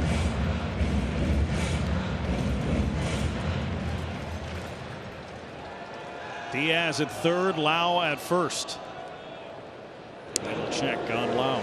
You wouldn't know it by the score, but right now the Rays 8 out of 16 with runners in scoring position. The Dodgers just 2 of 9, but the Dodgers with all those home runs. Swing and a miss, and down goes Ramirez to end the seventh inning. But the RBI ground out from Wander Franco gives the Rays the lead. 11-10 as we head to the eighth. It'll be Freddie Freeman to lead it off for the Dodgers.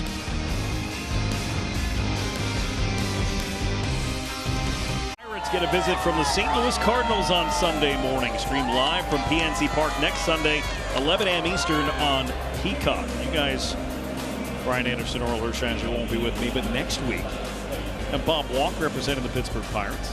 Albert Pujols in the booth. How about it? St. Louis Cardinals. Should be fun.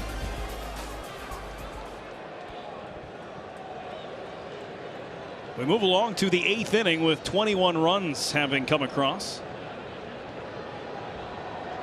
And Freddie Freeman leading off for the Dodgers.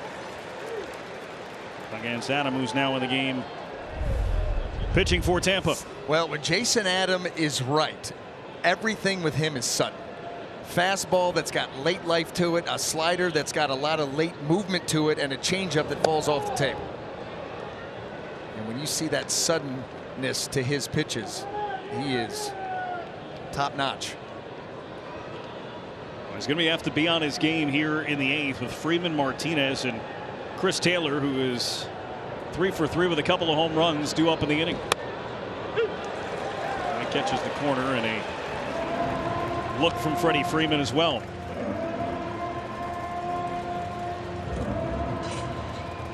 He's been absolutely on fire. He's got 2 doubles in the game.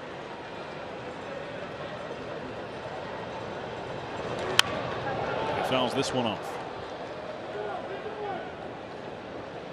We've talked about him a lot here today, but one of the things Dave Roberts said about him pregame, he hasn't taken 1 pitch off all season. You know, with his team down a run here in the 8th inning, this is his chance to make an impact. Called strike 3. What a pitch. That's the suddenness. I mean, there's no way Freddie Freeman sees that pitch well off the plate and is going to give up on it. But that late darting action takes it right to the edge, and he knew it. No argument. That's just unhittable. Yeah, able to throw that breaking ball that has depth and late break on the arm side is very difficult, but because of his mechanics, the way he brings his hand up to his ear, he's got a lot of leverage left to break that on the arm side. You can see how he taps his glove and then takes the arm up almost like a catcher. Gives him a little different ability to extend and get his hand wrapped around that ball as it moves forward. Violation called here against JD Martinez. Wasn't attentive to the pitcher at the 8-second mark. He's been attentive to the pitcher his last 8 games. He had 5 home runs in his last 8 games. Get a solo shot in the 6th. He fouls this one away.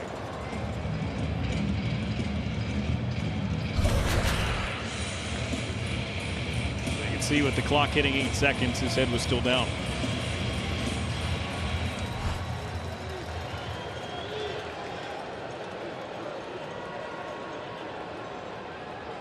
So an 0-2 to Martinez.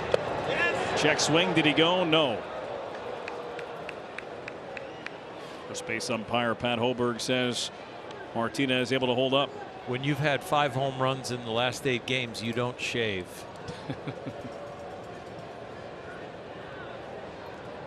Thank you for clearing that up, because I was wondering. I think it's because he's hot. Superstition. Okay, he's fighting in this at bat, fouls that one back to the screen. I mean, I really appreciate you bringing that up, because I'm looking at that side profile view thinking I want to go there. Maybe I shouldn't go there. That, or he's getting ready for Halloween early. I mean, that's letting it rip. That's itchy. Yeah. That was in on the hands, and he gets a piece of that at 97. Yeah, that's not just because it's an early day game and I forgot to shave because I didn't get up in time. That's a few days growth. Yeah, and by the way, when he finally decides to shave, he's going to need a weed whacker. Okay. He left the razor in LA. This is the end of a 10-game, 11-day trip. Hey, if he keeps hitting home runs, he'll have a razor commercial.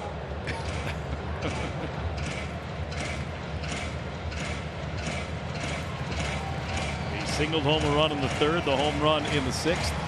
This is the 8th pitch of the at-bat coming to Martinez.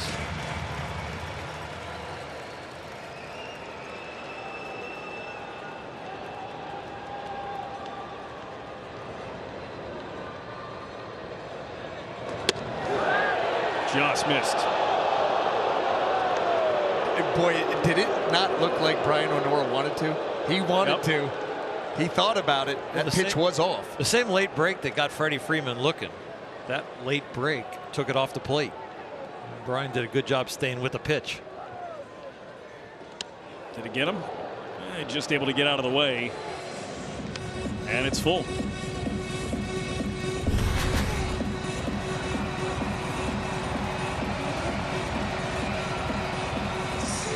So a 3-2 pitch coming to JD Martinez. The 10th pitch of the at-bat.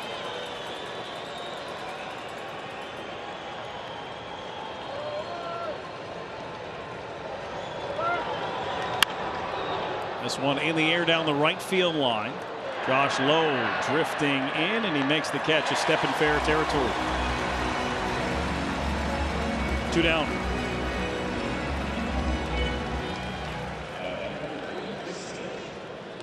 And that'll bring up Chris Taylor. 2 outs and the base is empty. But Taylor 3 hits today, including 2 home runs. What did we say, 4 pitches? 4 pitches. I was wondering if you just put him on the way that he's going.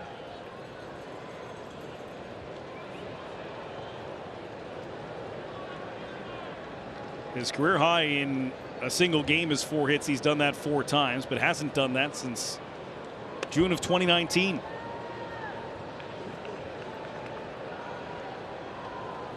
Solo shot to lead off the second, part of back-to-back home runs with Max Muncy, who followed in the second. And then after J.D. Martinez homered in the 6th, Chris Taylor back-to-back on the other side of it.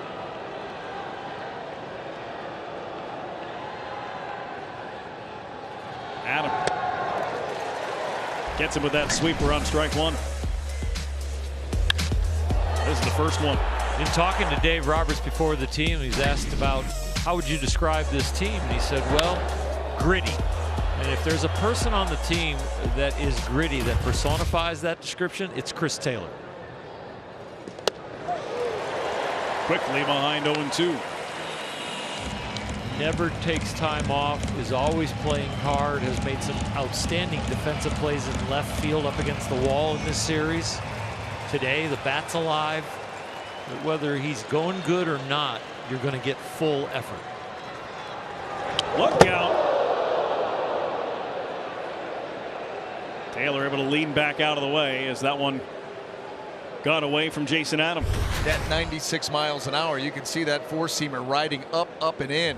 Right off the bill of that helmet. And you know, okay, it's maybe a foot away from his helmet, but he's moving his head out of the way. But when it's 96 miles an hour, you can't tell how close it is to your head. You just know, get out of the way. And with that ball being up near the eyes, it looks like a balloon. Yeah, and it can hit a blind spot in you because there's always a place there when an object's coming towards you that either eye does not pick it up.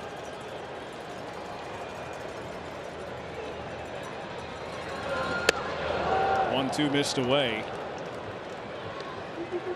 And the count 2-2 on Chris Taylor. James Outman is on deck if Taylor can extend the inning.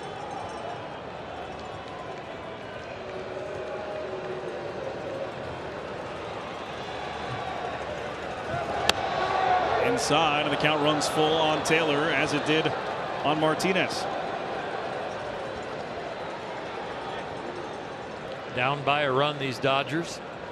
3 outs left, but a strike here, so 4 outs left.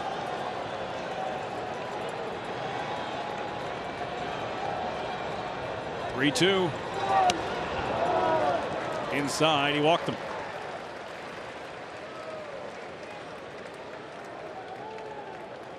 So the tying run is aboard in the form of Chris Taylor.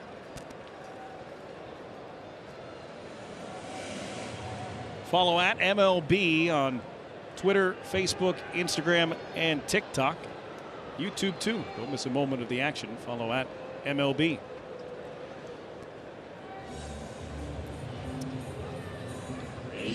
So before James Outman stands in a conference with Jason Adam, who struck out Freeman and got Martinez to fly out to start the inning and then lost Chris Taylor.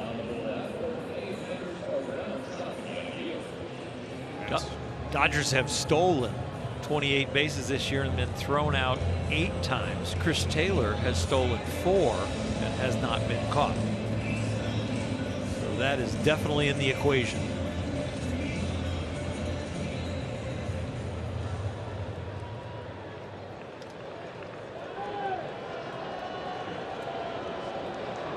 Dodgers have scored 3 of their 10 runs today with 2 outs. Chris Taylor looks like he's in the starting blocks over at first base. Took a couple of hard strides and then stopped as the pitch is a strike to Outman. The Dodger offense today built on the home run. Tampa Bay a little bit more on the productive outs and stolen bases and not the long ball. Only one for them. Dodgers trying to use maybe some of them. That is a great lead. It really is. He bluffed again on strike 2. You know, here at Tropicana Field, that cut in the turf, if you get the left foot out to the cut, that is an aggressive lead. And to your point, Taylor 4 for 4, opposing base stealers against Jason Adam 4 for 4. Count 0-2 on James Outman. And that one got away.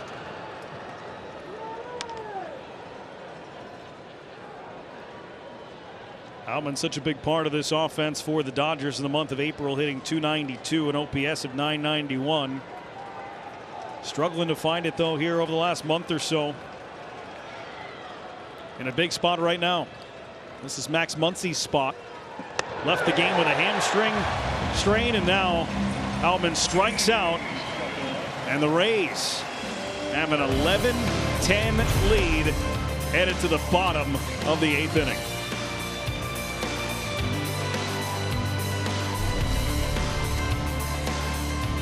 Presented by Uber One from Tropicana Field in St. Pete. A wild one. Tampa with an 11-10 lead over the Dodgers, who turn things over to Yency Almonte, their 6th pitcher of the afternoon. Pitched yesterday, had a very efficient inning, only 9 pitches, and then you keep your pitch count down as a reliever, you are up the next day, especially when you could keep it under 15 pitches, and he did that by a lot. Yency's got an outstanding slider and a very good moving sinker.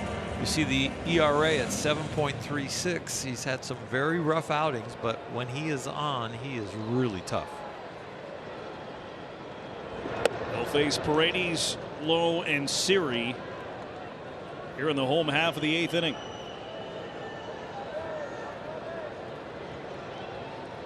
Paredes the triple shy of the cycle.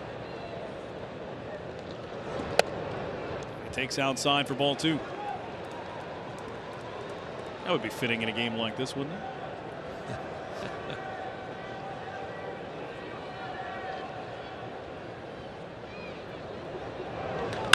This one ripped foul. 28 hits on the board. Tampa 11 runs, 16 hits, 2 errors. Dodgers 10-12-0. Starters today have given up 17 runs. The starters, 15 of them earned. In 8 innings combined, only 2 of them, 2 innings that is, out of Gavin Stone, who started for the Dodgers. That is a swing charge to Paredes. The bullpens have been a little better. The Rays bullpen has really done a job. Well, who was going to calm this game down? I mean, because it was so active early on.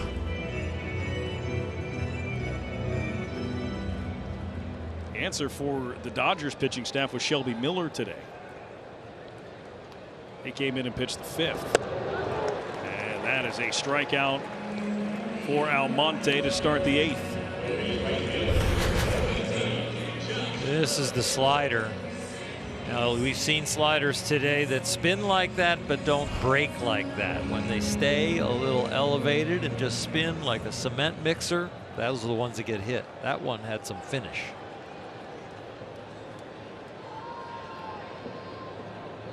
Here's Josh Lowe looking for his 3rd hit of the game. He pumps this one foul, 0-1. The go-ahead run right now for the Rays was manufactured in the 7th inning. That started with a weak roller to first off the bat of Luke Raley. He was able to beat out a little flip from Freddie Freeman. And then a single and a ground out. It was 11-10. Still is. That one inside on Lowe. When you think about infield hits, you think about high choppers off the turf. You think about swinging bunts that end up in the perfect position. But you don't think about a first baseman fielding a ball about 8 feet from the bag, the pitcher covering, and a runner who is not elite beating it out. It is definitely a mental error on Freddie Freeman, and he would definitely admit it.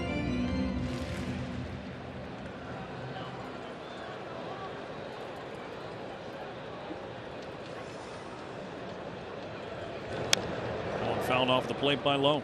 The irony with all the hard hit balls in this game, if that comes down to be the difference maker. Painful if you're really a Dodger fan. Since 2004, the Dodgers are 35-1. They hit 5 home runs in a game. They've hit 5 today, and they're trailing 11-10 here in the 8th. That's why they play the game. And it's the other team that happens to lead all of Major League Baseball in home runs. Not that the Dodgers at third are not doing it well. This is grounded foul by Lowe. Rays have left 8 men on. Dodgers have left 7. Well, the Rays with like 101 home runs. Their home run total is like higher than like 75% of the major league teams in doubles. You count your doubles, we'll count our home runs, we'll beat you. Well, 100 home runs through 54 games. That's tied for 3rd most in Major League history. Wow. Talking about that kind of pace that they're on. They've hit the 1/3 mark of their season in first place. Both these teams in first place in their respective divisions, but not running away with it. Baltimore is hanging tough in the AL East. Diamondbacks hanging tough in the NL West as Lowe strikes out. It's back-to-back strikeouts for Almonte here in the 8th. Another breaking ball, and BA, it's got some depth again. Boy, it certainly does. He not only got him with the break, too, he got him with the change of speed out in front, underneath that swing.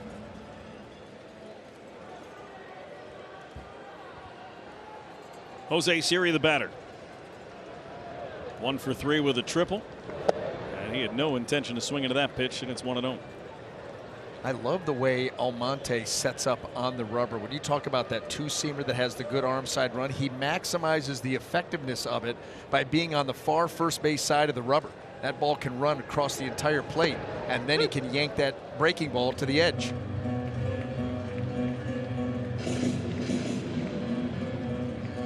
One and one now on Siri as Almonte tries to keep it just a 1-run deficit for the 9th. Siri chased that one. You have almost 4 feet of angle out there on the pitching plate to alter where you want to release the ball from barely having your heel on one side and barely having your toe on the other side. So matching your foot placement to your stuff is important. Almonte strikes out the side in the 8th. We go to the 9th. Vargas, Rojas, Thompson due up for the Dodgers. Down a run here in St. Pete.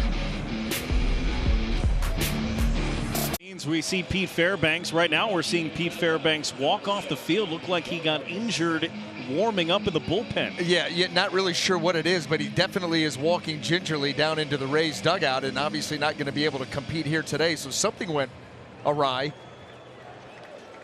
It looks like he's dragging that left leg. Something going on with the lower body. So we go to the 9th inning. Last chance for the Dodgers. Rays stick with Jason Adam here in the 9th, facing Miguel Vargas. Miguel Rojas is due up on deck, but Jason Hayward has come out into the on-deck circle. Up and in on Vargas there.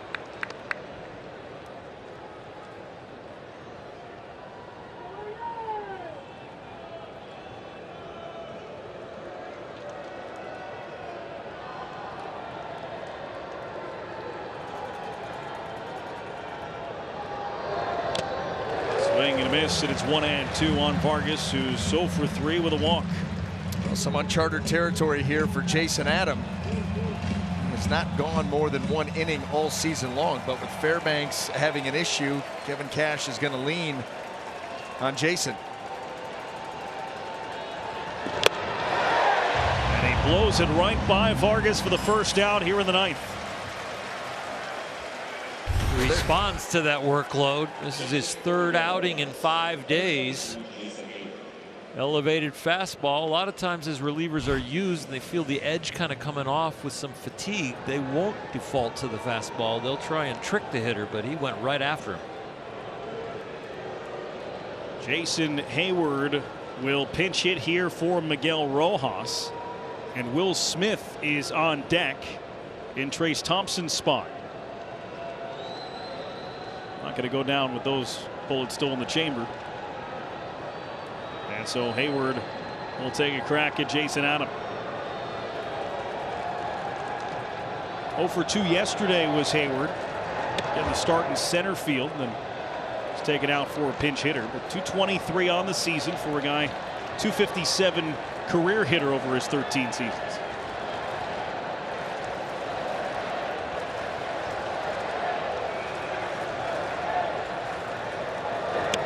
Bends in there for a strike.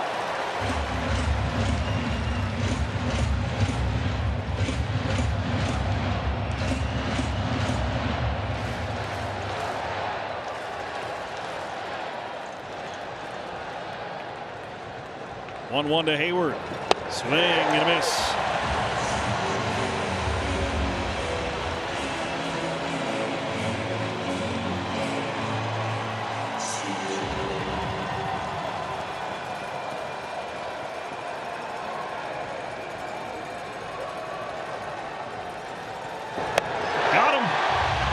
Strike 3.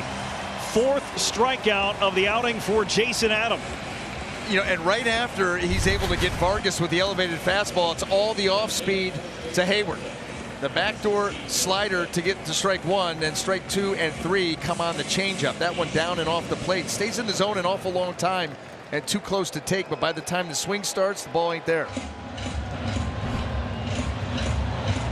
So with 2 outs here in the 9th inning, the Dodgers will send up Will Smith. 315 on the year, 325 in the month of May.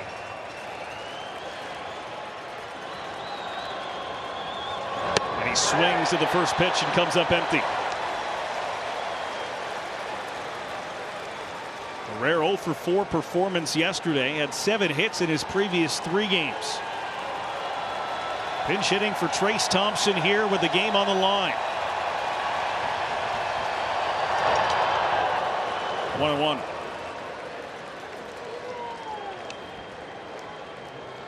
If he's able to extend it, Peralta has come out on deck.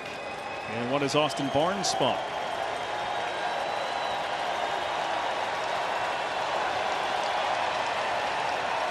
The 1-1. At the knees for a strike.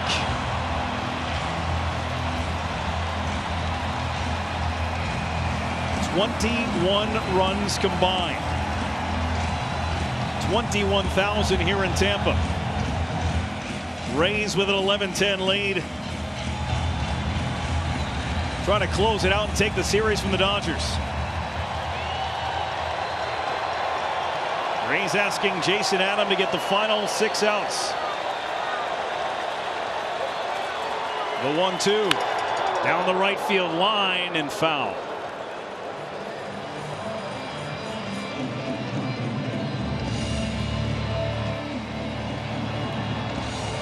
On some late inning magic, Will Smith.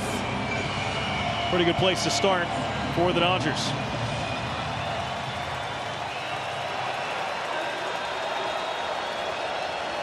Another 1-2. Jammed him. Adam makes the catch himself, and the Rays take this one 11-10 and take 2 out of 3 from the Dodgers. 20 runs combined in the first 6 innings. Only 1 run by the Rays in the 7th, 8th, and they didn't have to hit in the 9th.